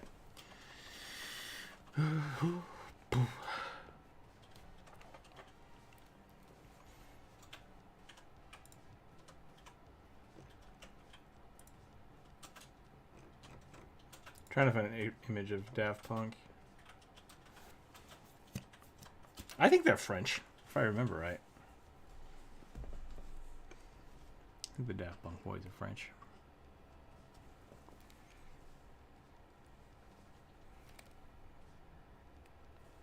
They got some amazing helmets.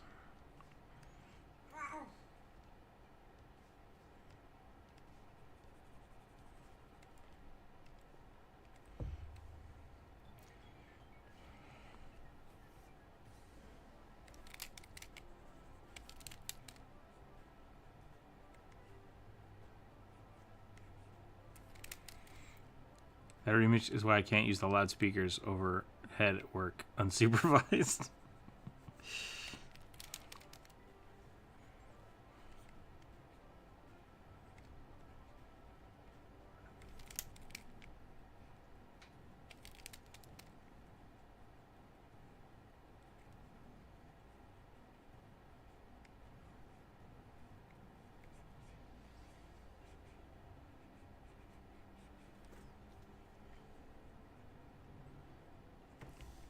Okay, what are we going to do to make this guy look like a bard? I do like the leather biker suit that Daft Punk did for the Tron stuff, the Tron album. So maybe I'll do that.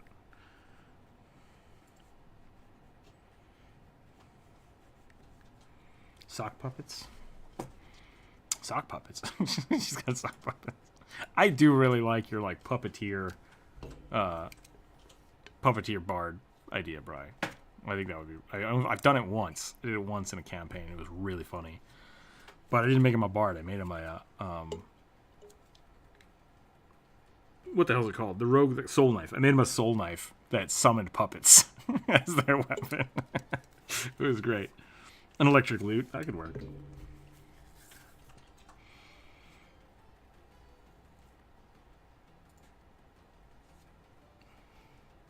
Definitely a phylactery, but I mean like a living human with a phylactery, or at least not a skeleton or desiccated corpse for those vain or attached to life stuff.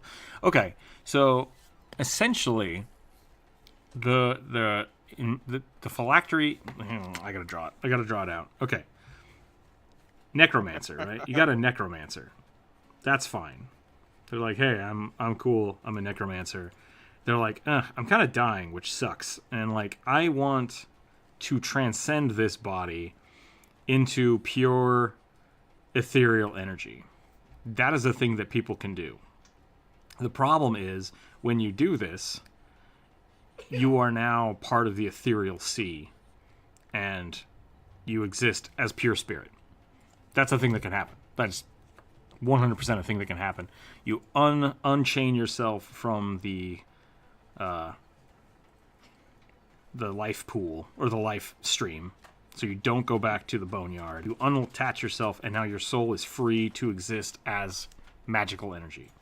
The problem is, once you do that, you are now cut off from the material world, and all of the influence and power and whatever else you had as a necromancer over here, you can't touch anymore. So the phylactery anchors you to the physical world.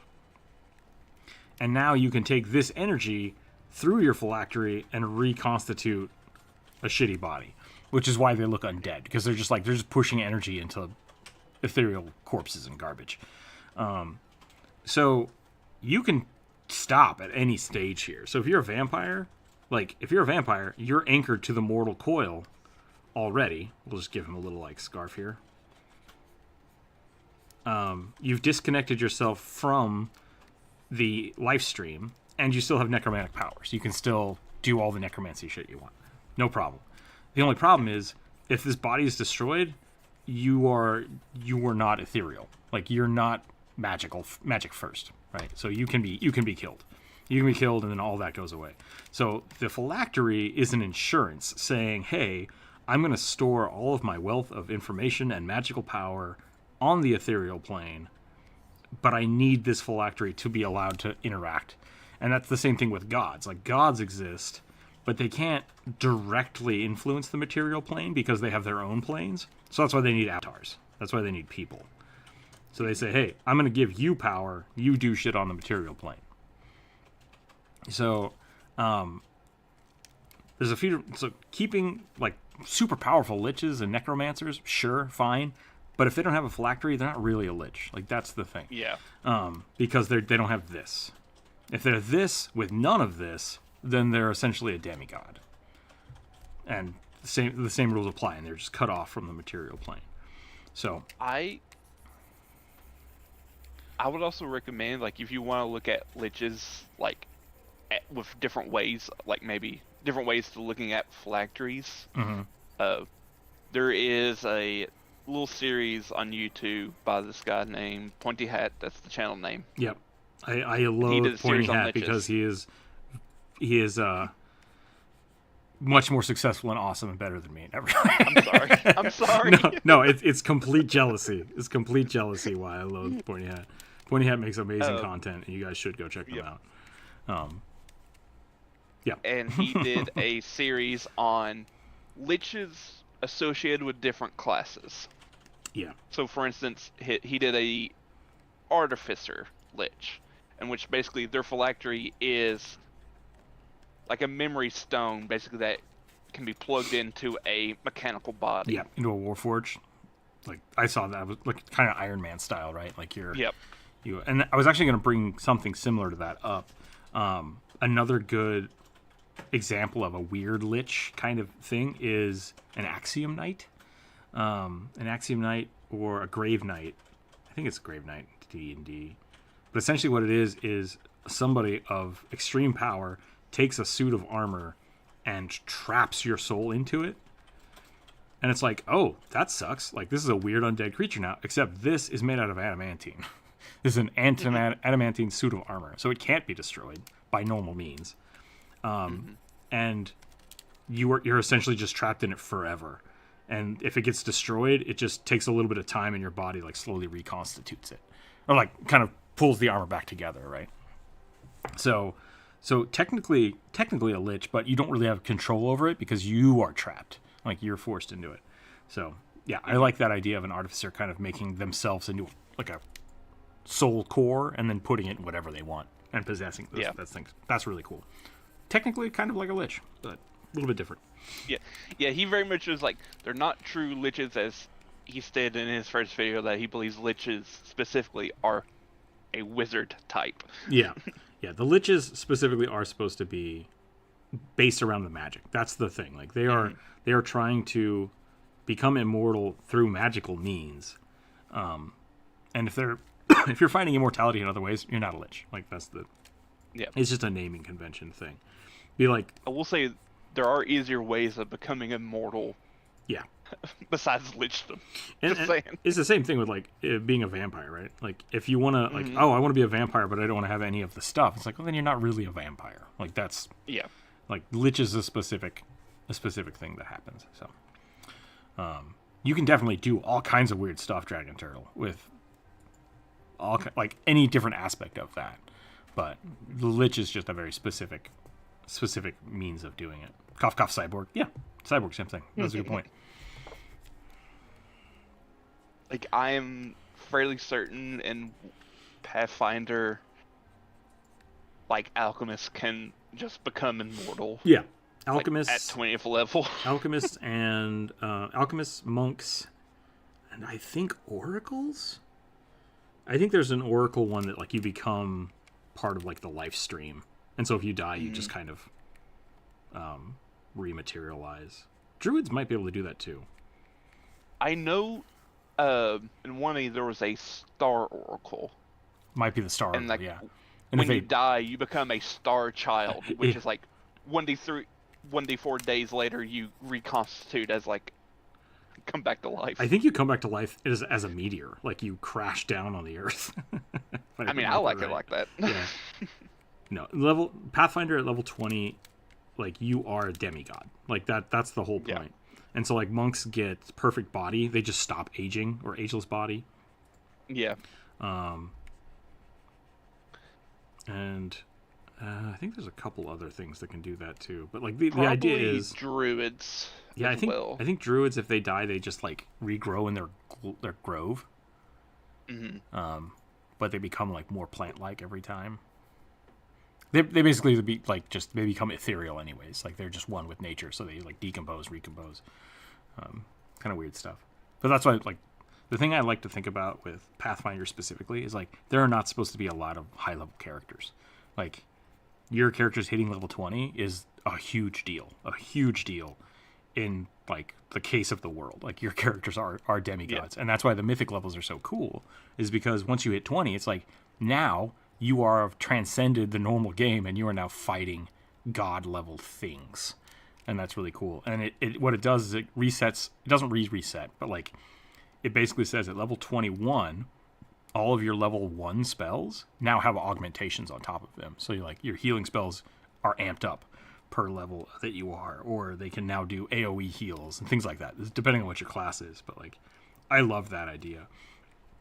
It's kind of like prestige classing Pathfinder. But I've never done it, but I love it. I love the idea of it. A wand wielding wizard, your wand just grows arms and legs, and a Horcrux it just regrow. You could do that as like a that would actually be really funny, like a Groot style thing.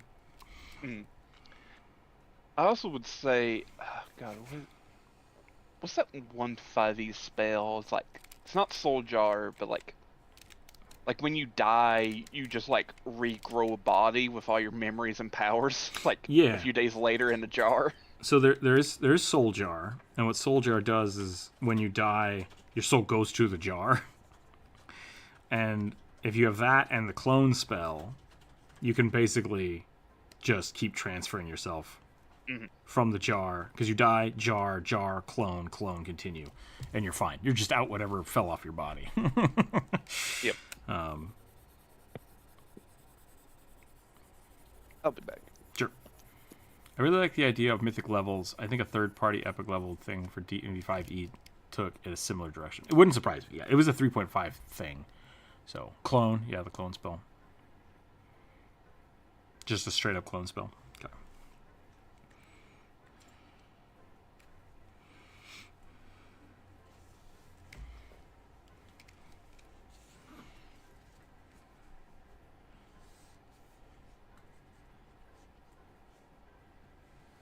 I'm giving him a keytar because it feels appropriate.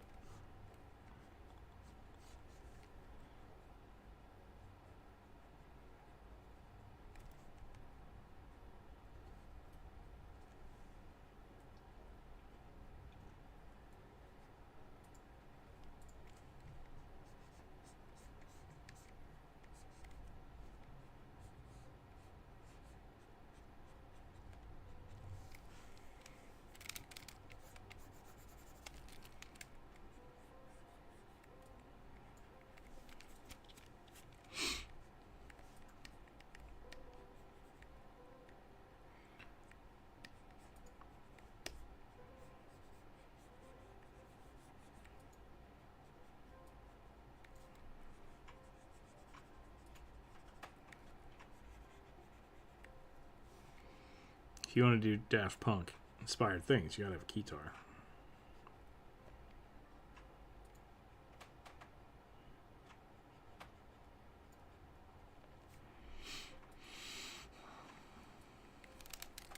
The problem with having the helmet like this is that you can't really tell that it's two different faces. But whatever. What was the guy from He-Man? Like Mini-Face or something? Manny Face.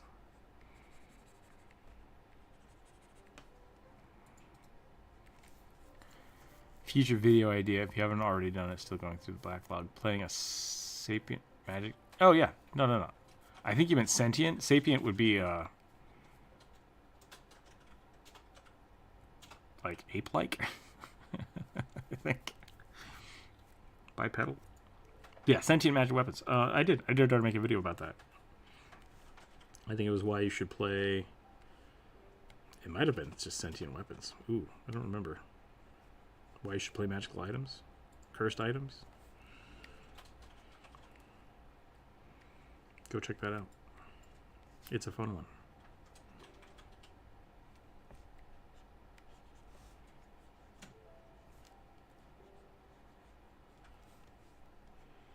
Do it.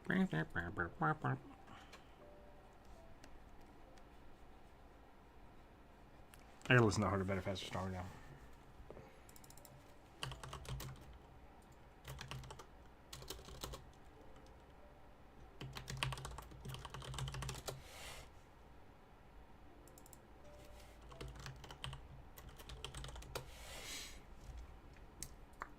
That might be one of the first, like, mean songs I remember.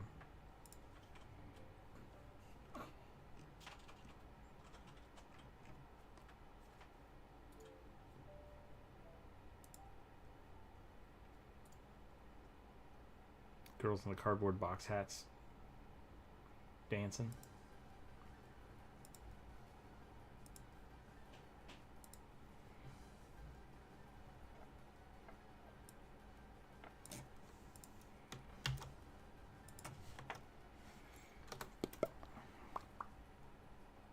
What time is it here? Oh, it's only 12:45. I feel like we've been going forever.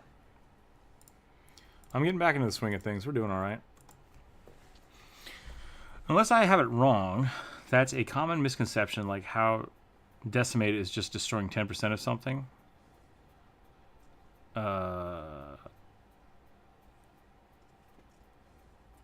Sentient is aware of your environment or something. Yeah. Did you mean a sapient magic item? Or you mean that's the...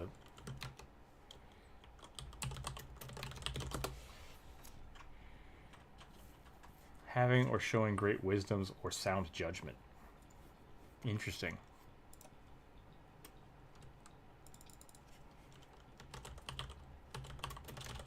Versus sentient, which means capable of sensing or feeling. Okay.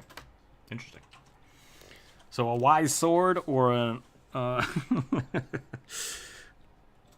or a ever-seeing sword. That's fair. Interesting. Intelligent magical items, yeah.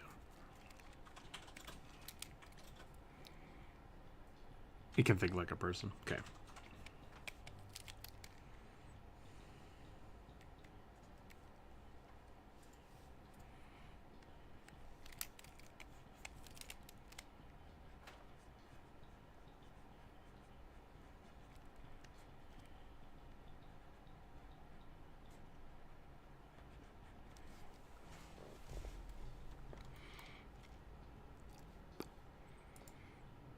Wise sword versus feeling sword. That's a weird way to put it, but yeah. Yeah.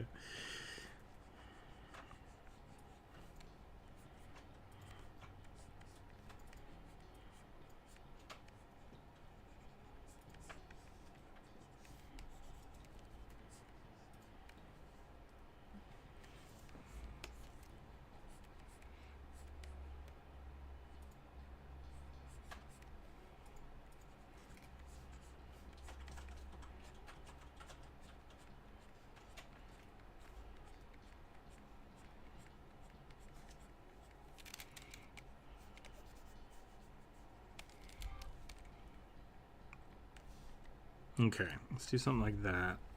It is almost 1 o'clock, so after this one, I'm going to take like a quick 5-minute break, get a snack, get some water. Everyone should get up, do some stretches. If you can't get up, just do some stretches and wherever you're at. You know, that's fine. Maybe you're at work, sitting in an office chair. Do some stretches. Stretch your mind.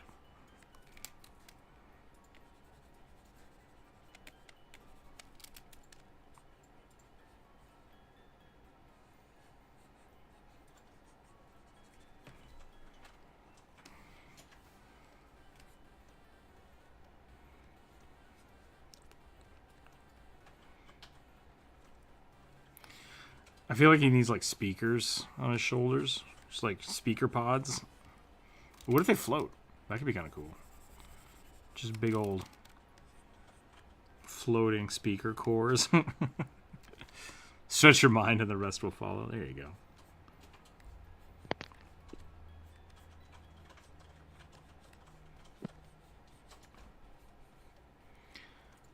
I'd stretch my mind, but the doctor told me to keep my skull closed. That's a good thing.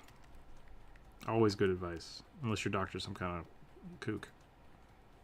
In which case, second opinions. Second opinions all around. Then listen to the consensus. Hello? Welcome back. Okay.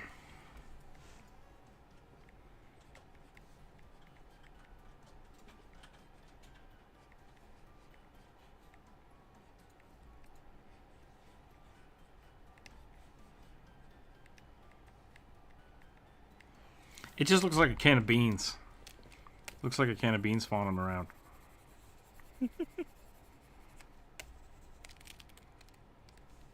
Earlier I suggested, but I don't think I was being heard at the time. Like magical turntables. Oh, Floating. yeah? We could do that. Just like arcane runes kind of floating off of it. Slider bar.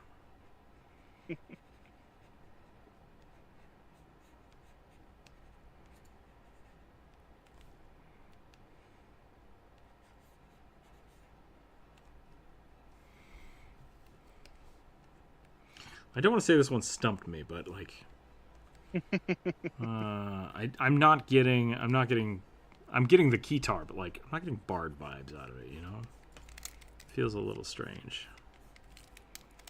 I'm not sure how to change that at this point. I think these aren't helping. This is a little too. I almost want to do like poofy sleeves. Do a miniature version of the flying speaker. Skibbity toys. I still have never seen the skibbity toilet thing. I refuse. I refuse to watch things that people like. Such a hipster. Yep.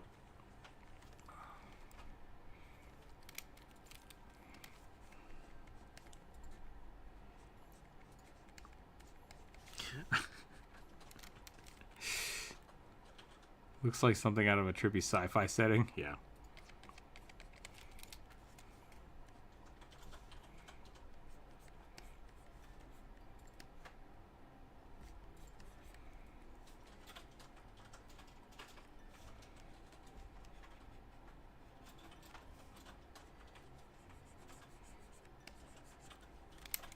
I'm not opposed to Taylor Swift. I just don't know any Taylor Swift songs, and I don't care. I'm okay with that. I'm okay. I don't need to figure it out. Not saying anything's wrong with it. I just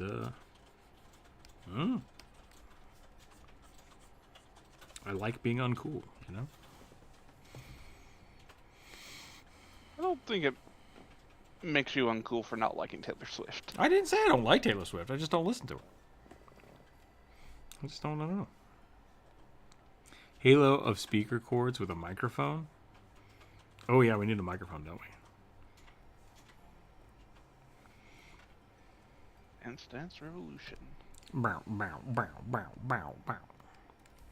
Boots and cats and boots and cats and boots and cats and boots and cats and boots and cats. I just don't know any Taylor Swift songs.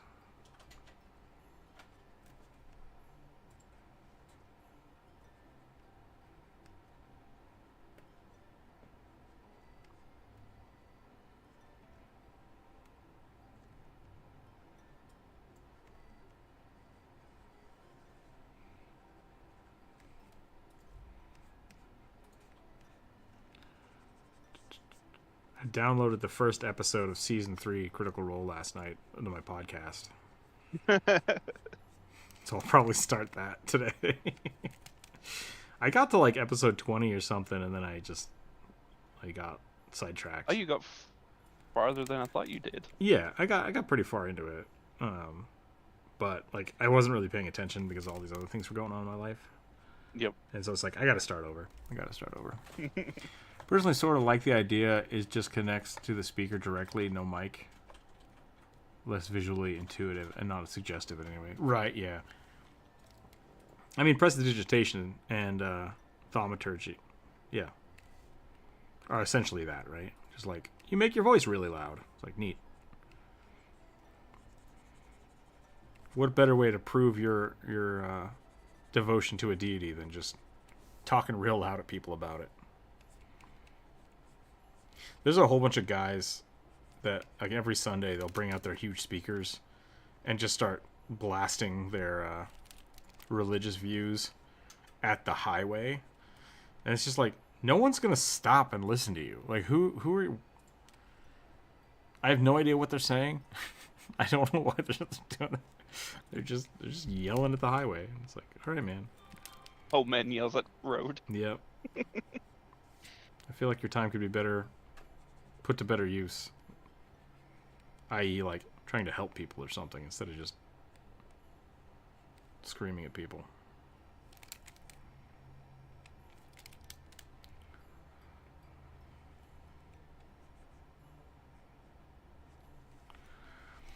The Lord demands I tell you how evil and wicked you are. You could just go help the children. No. I have to shun them. Yep. I have to shun them harlots and what be nots. Ne'er-do-wells. Ne'er-do-wells. I have to tell them that I don't like their Satanism.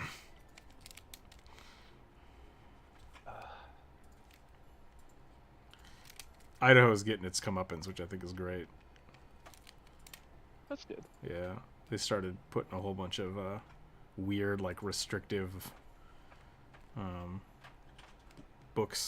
laws on the books about like, oh yeah, we need to let people have church in the schools, and they're like, awesome. And so then a whole bunch of people started suing the state to allow them to put like their satanic children teaching classes and stuff. And it's like, I agree, this law needs to be in the books right now so that I can have my Satanist after school class. And they're not happy about it. The legislators aren't happy about it. It's like, you guys need to think about but they're shit. backpedaling really hard. Oh yeah.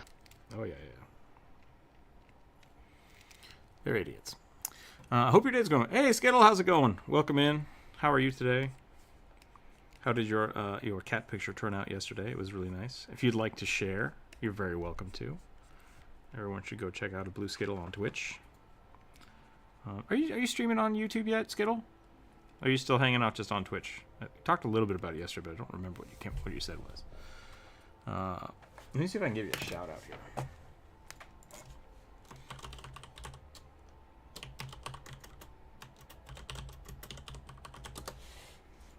It went well. Good.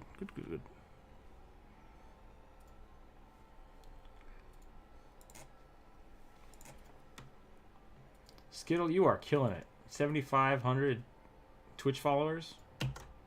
That's awesome. That is amazing. Boom. Everyone, go check out Skittle's stuff.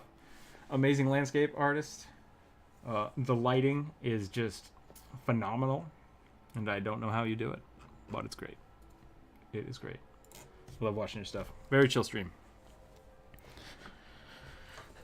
Mostly joined just on Twitch for streaming, but I'm trying to get into the habit of doing more YouTube videos on time-lapse stuff. Nice. Yeah, that's awesome. I guess we can also do that too. If you have a specific video you'd like to share, feel free to like link it, and then people can check that out and maybe follow you on YouTube. That would be great. Right now I'm drawing a Daft Punk robot, Warforged. I'm still struggling to make him feel more like a bard. Maybe he needs like Elton John hair or something. Or an Elton John outfit. Yeah, just like feathers, non-stop feathers. I don't know.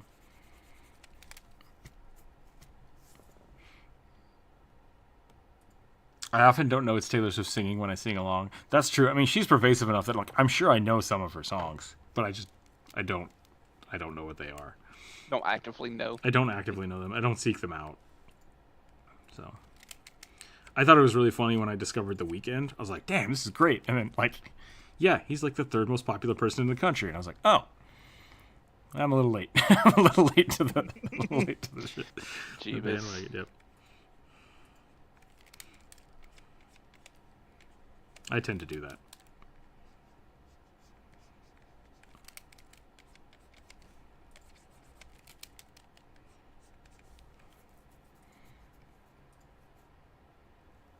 Your current videos are man. Well, it's all right. Like I said, if you'd like to share anything, you're very welcome to. I don't know. Actually, I don't know. I don't know if people can share links in YouTube. I think I have to share them. I will have to figure that out. How I can set that up. I've not been streaming on Twitch hardly at all, just because it's been having some issues. Like, it's been bogging down my servers. So I've been going mostly on YouTube. But I might go back to Twitch one day. But not today. So thank you for making your way over here on YouTube. I appreciate it. The YouTubes. Yeah. I am going to take a very quick break here. It is now 1 o'clock. So I'm going to go get a glass of water. Maybe eat an apple or something. And then we'll be back and we'll draw the next one. Skittle, if you'd like to suggest a character, by the way, let me know and I will put it on the list for you. Then when I come back, we will roll the dice and see what we're drawing next. So hang tight, everybody. Be right back. Hang tight.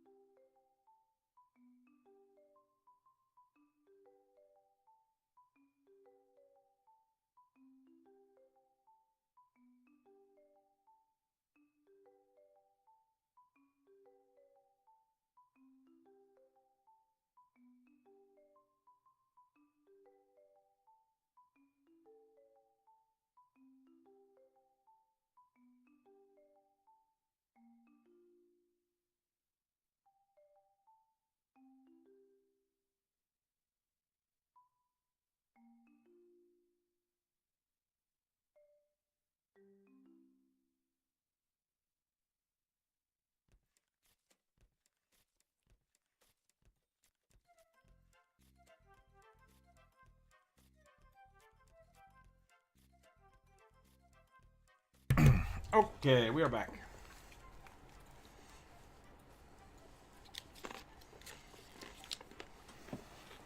Let's see what chat's saying here.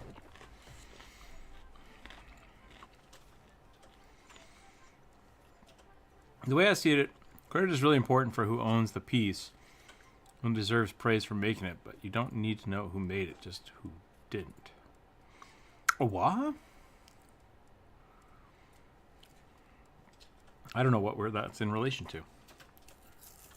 My connection isn't good enough to watch regularly, unfortunately. Oh, watch Twitch regularly. Yeah, I don't know what's up with Twitch lately. It's been kind of spotty at best.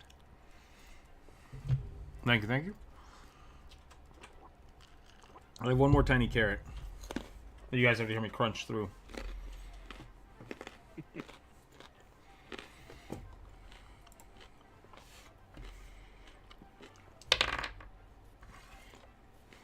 All right, I rolled a 2.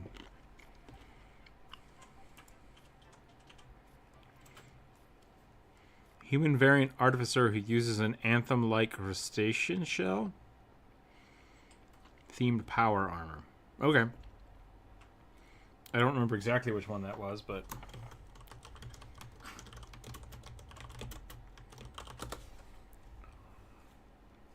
Cool. Anthem was such a good idea and so poorly made. Yeah. It made me sad. Made me sad.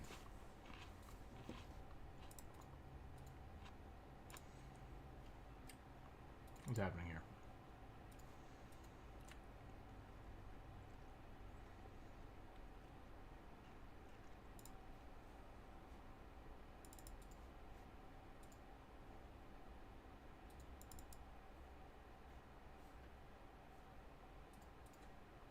Okay.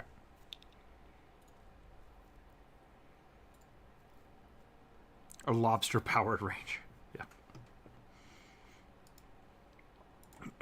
Drawn lots of robots today, which I'm okay with. Got nothing wrong with that. Did I end the last... I don't think I did end the last poll. That's my bad.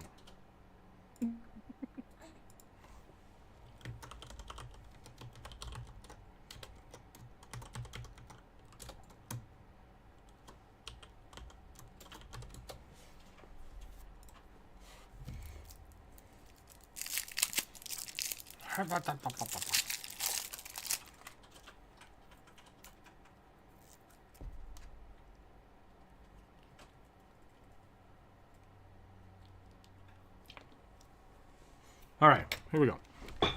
Ow. I'm fine. You sure? Yep.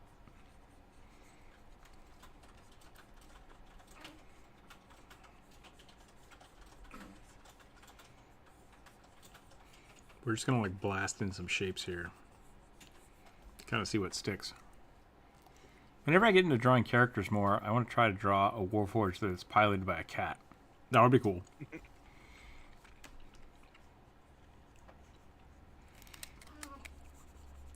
I've drawn a Warforged that's powered by a goldfish. That was fun.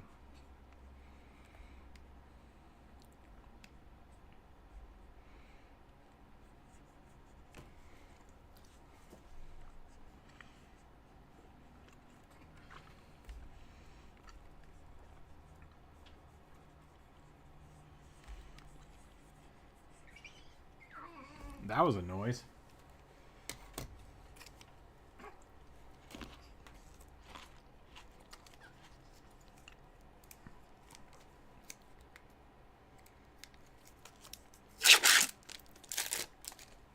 Wow. All right. So I'm going to go like pointy headed armor here. Try to make it look like a crab a little bit.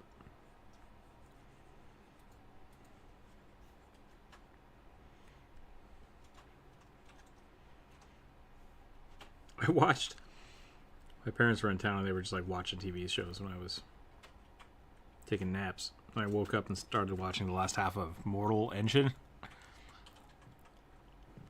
That movie is not poorly made. It's just a dumb idea. Cities on the wheels. Yeah. Cities that eat each other. Somehow. And Elrond of Rivendell is the bad guy. Mm-hmm. Yep.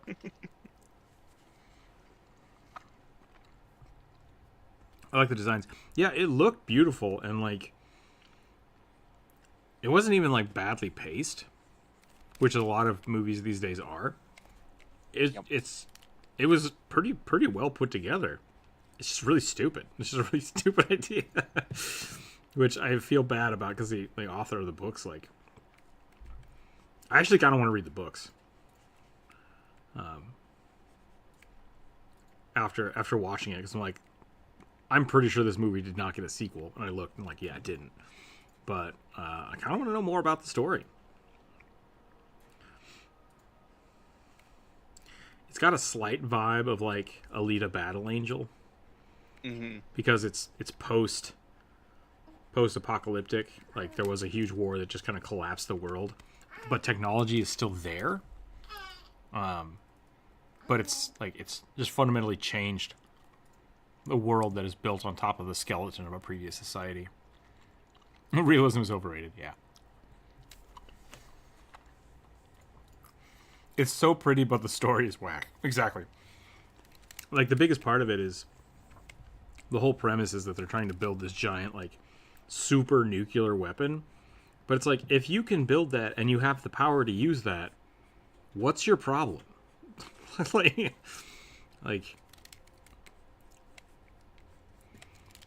yeah, it's super weird. I've invented a machine that can power the city forever.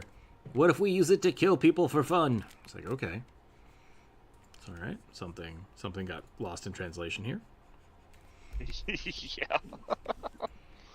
I would say.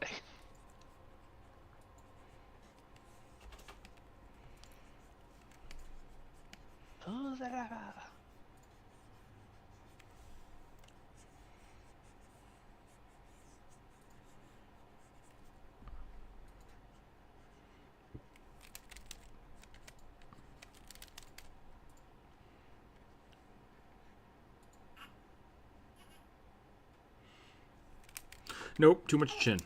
It's got to be pointy. You all right, kiddo? I'm unhappy for no reason. Hindsight is 2020 in robot future. Yeah. Mobile cities are an awesome idea. They just wouldn't look like that. There's a lot of weird stuff with it, yeah. When people say realism, they either mean dark, gritty, and nihilistic, or just something even more impossible happens. Interesting.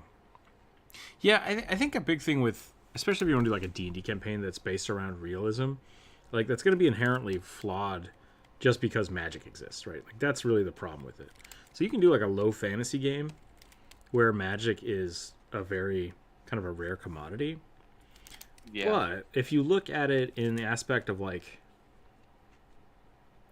you want to have a realistic game where you want magic to be incorporated, like think about how much tech and amazing technology there is for our military and our government that people just don't have access to. So like when it comes down to like devastating power and complexity, that kind of stuff can still exist in a realistic game, but the scarcity is the thing that's going to make it important, like, or make the story go, because like cell phones nowadays are commonplace, but if you gave somebody a cell phone in like the 1920s, they would have superpowers. They would definitely have magic. Just like, it's nuts. Yep. Magical realism is its own subgenre. Yeah. Yeah, it's definitely doable. It's definitely a doable thing.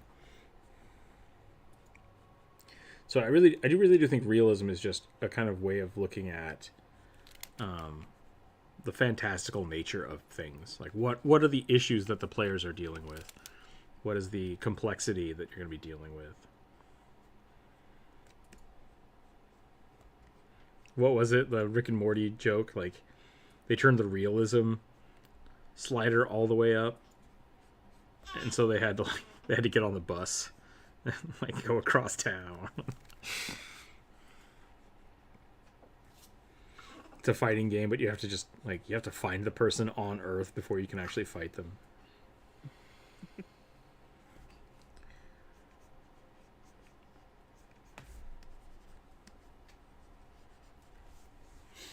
you need a break? I need to go make a sandwich. Hello, Skip Cat. Yes? Yes, do you need food? Can we feed the Skip Cat? He's had 2s. Does he need 3s? No, I think he just wants tuna fish. Okay. He just needs tuna fish. Oh, my hands are going to be very cold, child. Oh, goodness. Let's see if I can draw with one hand. You guys are going to get... Squooshed baby noises. All right. There we go. We're doing it. We're doing it. You're doing it, Peter. You're doing it. Sorry.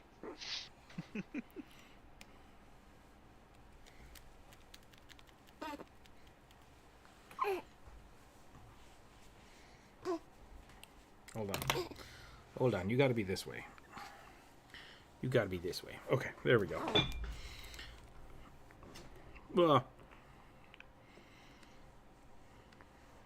Where's Druid? I need Druid to draw and distract everybody. Wish I could draw. I mean, you could. I cannot draw. Oh my.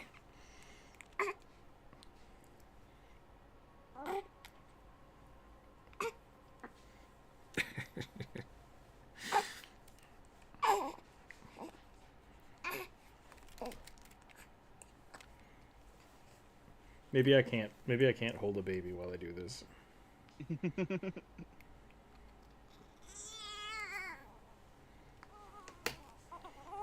Yep. Hold on. Hold on. Right. This kid want to burp? This kid want to sleep? Yep. Is that what you needed? I hope this isn't against the YouTube terms of service. What's that noise? It's a baby burping.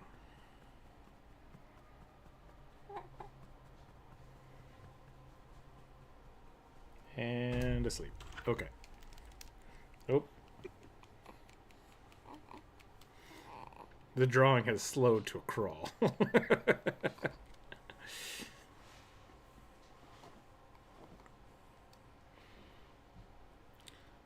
I want to do a level 0. Oh, hold on. Don't understand the mudcore realistic adventure. Like, don't have to superiority count. Just party farming equipment and dysentery scenes. That could be fun. Yeah. Realism should be replaced with logical interactions and consistency. I like that. I like that a lot.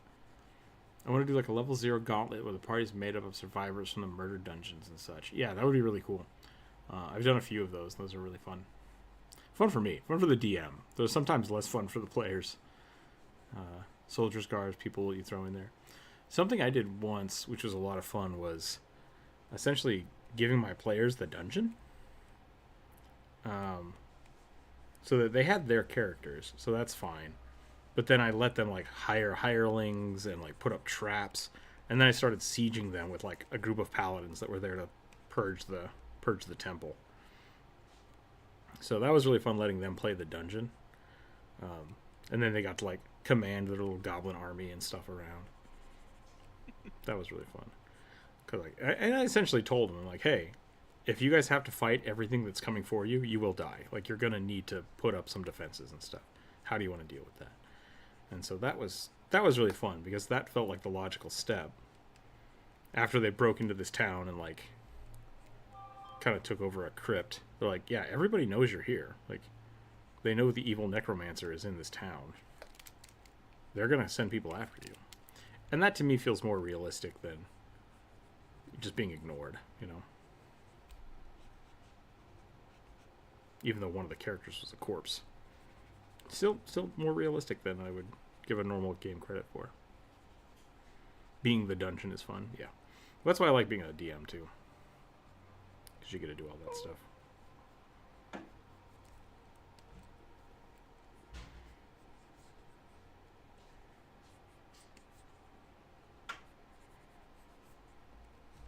I gotta do it. I gotta apple seed this mofo. Give him the big old bunny ears.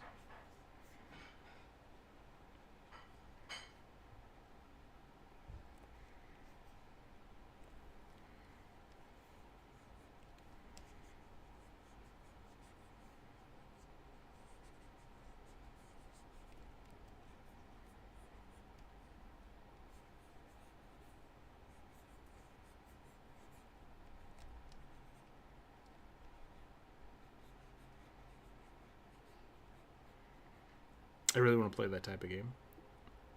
Where you play the dungeon or where you play like a level 0 campaign, because those are really fun. I like having people play level 0 campaigns where they tell me their backstory, but then I don't have them roll their stats. I have them wait until they start playing the game. So they just assume they're average at everything until it's like, well, you need to jump over a cliff. Go ahead and roll me first your stats for acrobatics and then your roll. And that's always really fun, because then they get to kind of learn like, oh, I'm not good at this. And I have run into some issues where people are like, I really want to play a fighter, but my stats are awful for that. And it's like, well, you either are just kind of a shitty fighter right now, and you'll have to figure that out as you level up, or maybe you wanted to be a fighter, but you've discovered these other talents in being like a warlock or something. And I let them kind of like figure out what they want to spec in, and then I give them options for levels. It's like, okay, do you want to take one level in monk because of what you've discovered about yourself? Oh, sorry, kiddo. Sorry. I'll move my chair.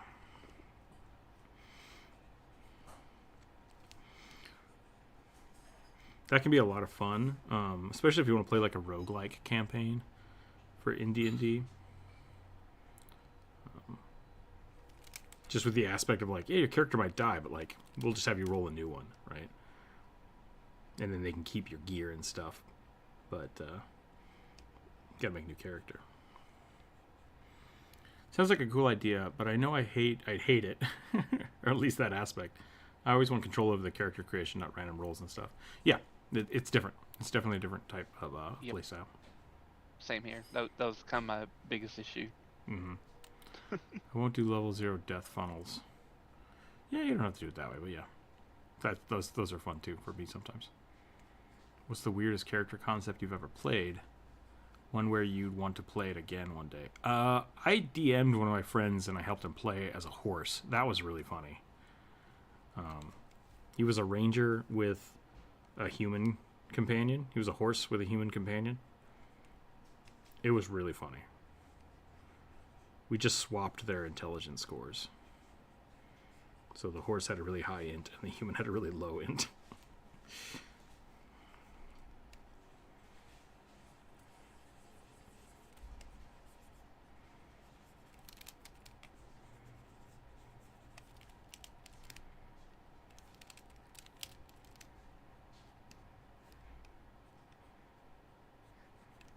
Ugh, I hate what I've done here. Hold on.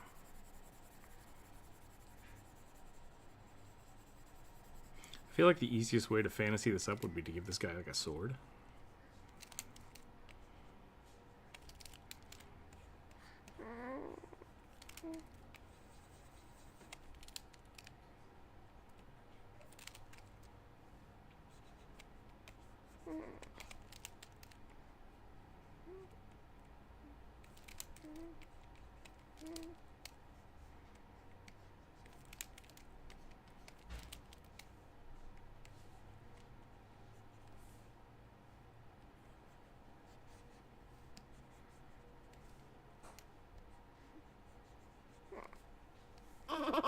Oh my. What's up?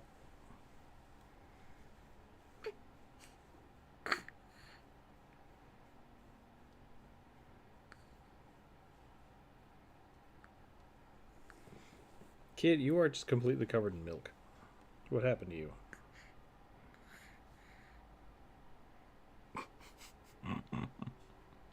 Robo Bunny. Sounds like a cool idea, but I would hate... Oh, yeah, let's try that. Robo Bunny Turtle Guard. That would be pretty funny.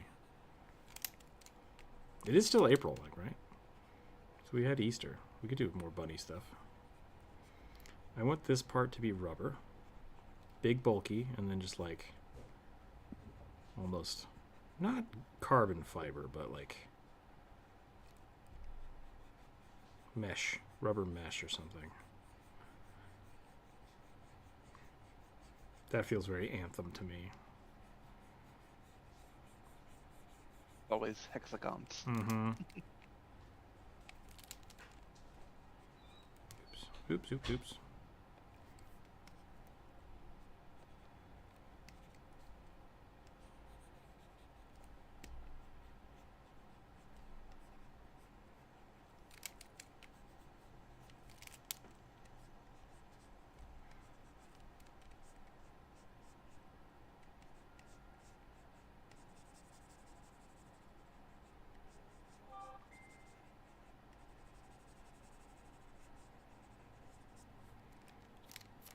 Drag, welcome in.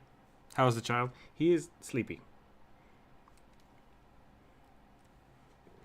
Very sleepy. Being a little noisy, which is okay. What is the status of the spawn? They're doing great. They're doing very well.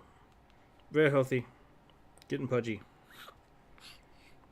Doesn't like cold gold fingers.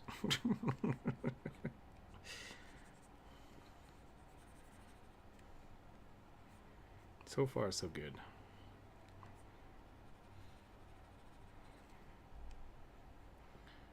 I was worried that we were spoiling them because my we had both sides of the family come in. That's why I basically took 2 weeks off, and they left yesterday. The last part of the family left yesterday, and they definitely don't want to be put down. Like, you put them down, they're just like, no, you pick me back up. It's like, okay, all right, whatever. But I was looking it up. I was reading a book. About that, and they're like, you cannot spoil a child under 6 months. Their brain will not remember. Like, spoil the hell out of them for 6 months. It's like, okay. It's okay.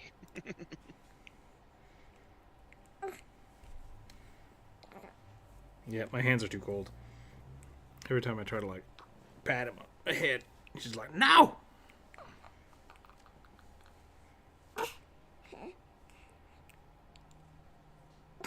Sorry for the noises. Sherry skin is tough and highly textured. Is that what it was called? Oh, shark skin? Yeah, shark skin would be cool. I gotta figure out what I want to do with these arms. They have denticles. Denticles? Yeah. What's that? It's shark teeth, but for your skin. Yep. Sharks are terrifying. They've been around forever. What's that? Go ahead. I was gonna say, and slightly by extension, they're cousins to stingrays.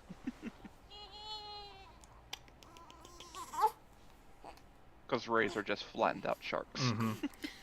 This kid definitely needs some pats. Hold on. Is it time for pats? Yeah. Sharks are basically melee torpedoes. Yeah, exactly. What should we cover the outside of the shark with? More teeth. Nothing but teeth.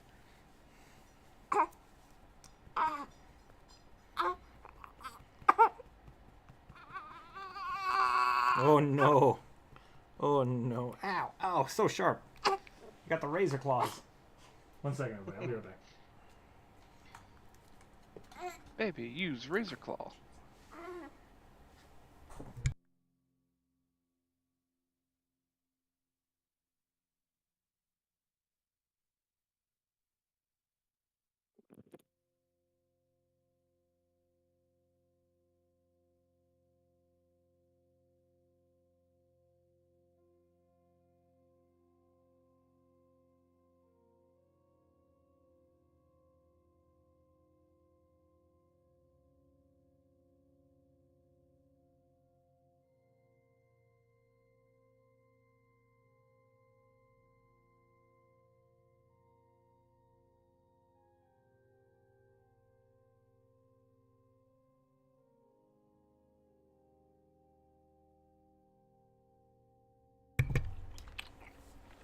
Hope they're happy, healthy, easy to deal with. Yeah, for the most part. For the most part, they're doing alright.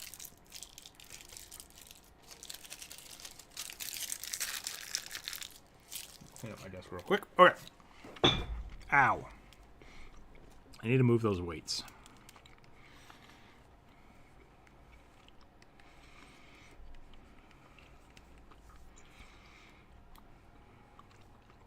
Okay, hear me out.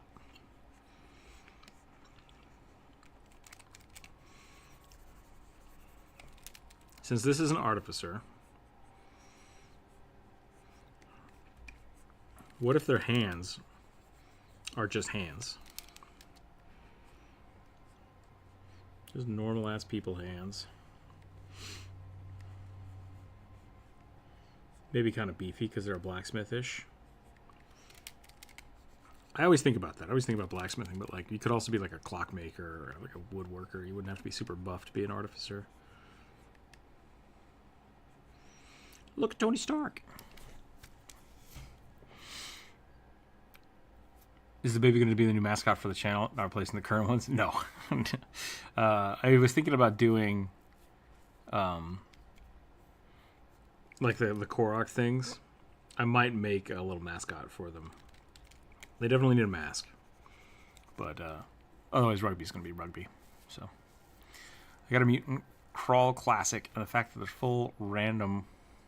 It was full random when you might end as a sentient cherry tree makes me so excited to see what might come from the dice. Yeah, that's a little too random for me.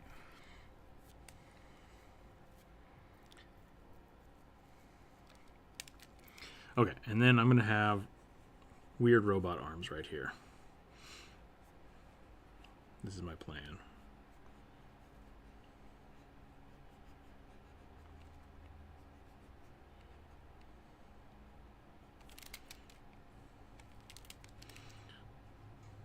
Someone had an idea where we should do like a... What was it? They wanted to do like a live stream just for the kiddo. I don't remember what that was, though. I very much want this kid to not have to be internet famous from birth. But, yeah, I don't know. So I doubt they will ever actually like be on the channel or anything. But, that being said, I do want to make a little avatar, because I will have to talk about them from time to time. Is that real? Like that's in the game?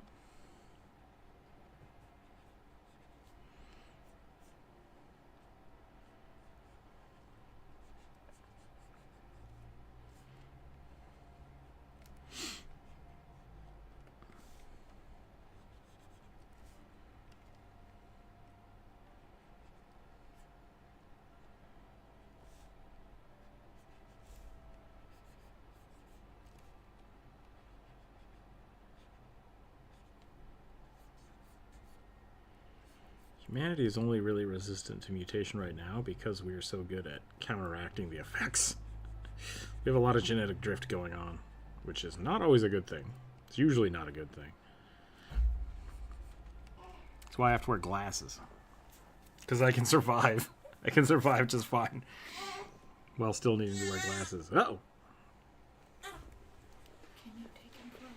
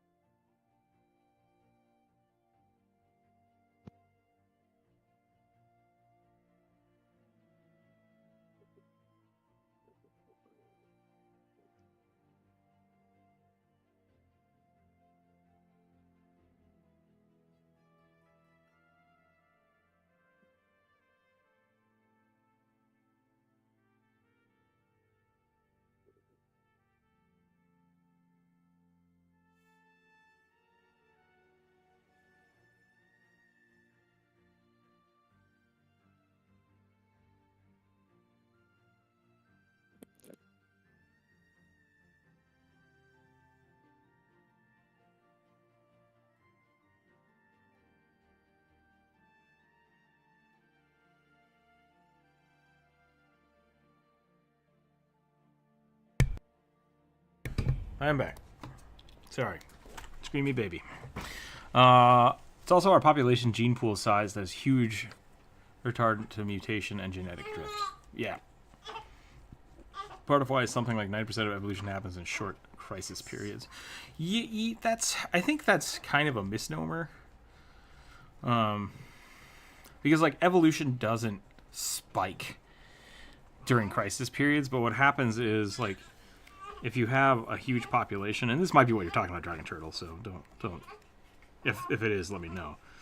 Normally how this works is you have this huge population of things going on that all have different variations, and then you get all these things. But when crisis events happen, only one actually survives, and so you lose all this data. Evolution is always happening, but crisis events cause massive die-offs, which then... Bottlenecks. It bottlenecks, yeah. So I assume that's what you meant. But just to clarify, 90% of evolution happens it's just the wrong way to think about evolution. But I think that's probably what you meant. Because evolution is always happening, but we don't see massive shifts unless there is like massive die-offs. It's like why cheetahs are like such bad animals. Their niche works. Like, it's fine. It's just they had experienced a die-off a couple thousand years ago, and so they're bottlenecked, and so they're like really prone to a lot of diseases. Yeah, there's not much genetic variation between their Yep. the cheetahs that do exist. Because the other way to look at it is that like when you do have a big jump in evolutionary pressure, like say you have something with 2 ears and something with 3 ears, and all of a sudden there's a niche, like something else dies, and the 3-eared ones find a new niche. That's when you get different speciations of things. So now all of a sudden these two things are related, but these 3-eared ones kind of get their own. They stop competing. They stop competing with these ones, and so these ones continue on just fine with their genetic drift and variation. But these ones are now specializing into a new thing, and then all of a sudden you have like different types of dogs or different like wolves and stuff. That's how you get the different finches, because they hyper specialize and without competition. It's like when megafauna couldn't keep up with fauna we have today. Exactly. Yeah. Sort of what I was talking about, or at least part of it. Also, the different requirements for survival, which cause it to be smaller gene pool, filters out the mutation. Yep. Yes. That's why inbreeding leads to deformities. You have tiny gene pools, so mutations don't need to have the beneficial lucky to stick around. Yep. Yeah. Recessive genes can get kind of tricky really fast, so gotta be careful. Yep. If you're not careful, you'll have your whole family full of hemophiliacs. Yep. The blood of the dragon runs through my veins.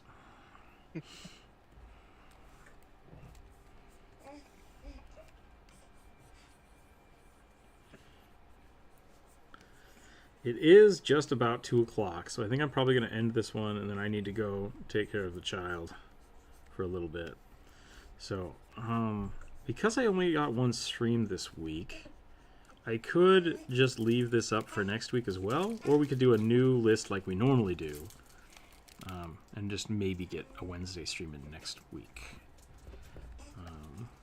I'm not sure what's going to be the best option, so I'll let you know by Monday, though. Other than that, I am going to be sending out... I should be getting the stickers for the Patreons next... like Wednesday?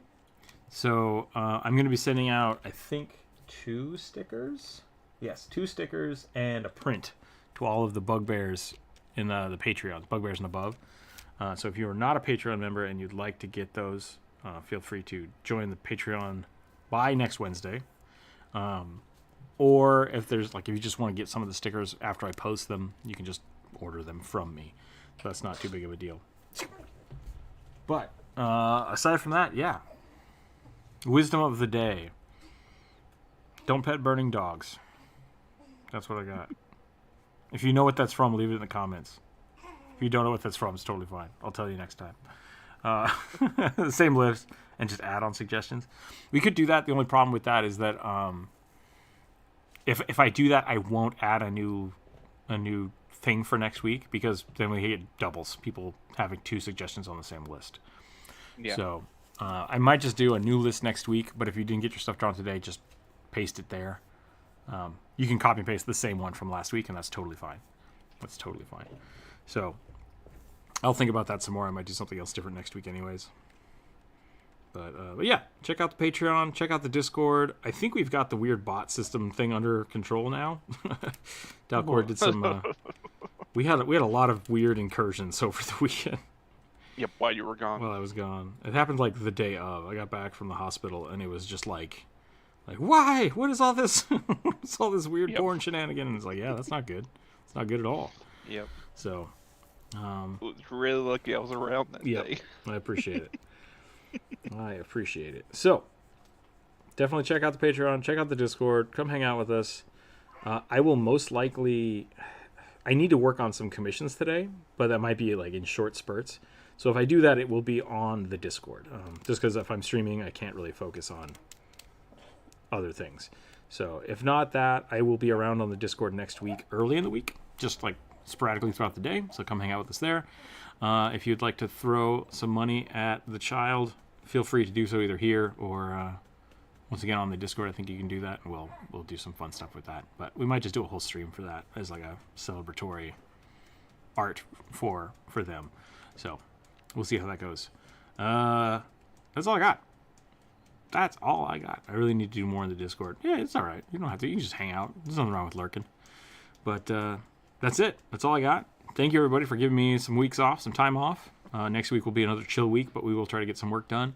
I am going to start working on the next Why You Should Play video, which I think will be really fun. And then I'm going to try to start doing YouTube shorts more consistently, like actually probably 3 throughout the week if I can. But I want to try to get those. Those are going to be just like me talking about comments and stuff. So if you have questions, I just posted one yesterday. If you go to my channel, you can see that. Post a question there, and I'll try to answer it in a YouTube short. I think that's the best way to do it. So that's all I have. Stay happy, stay healthy, keep your dice on the table, and we'll catch y'all next time. All right, everybody? Bye. Da, da, da, da, da.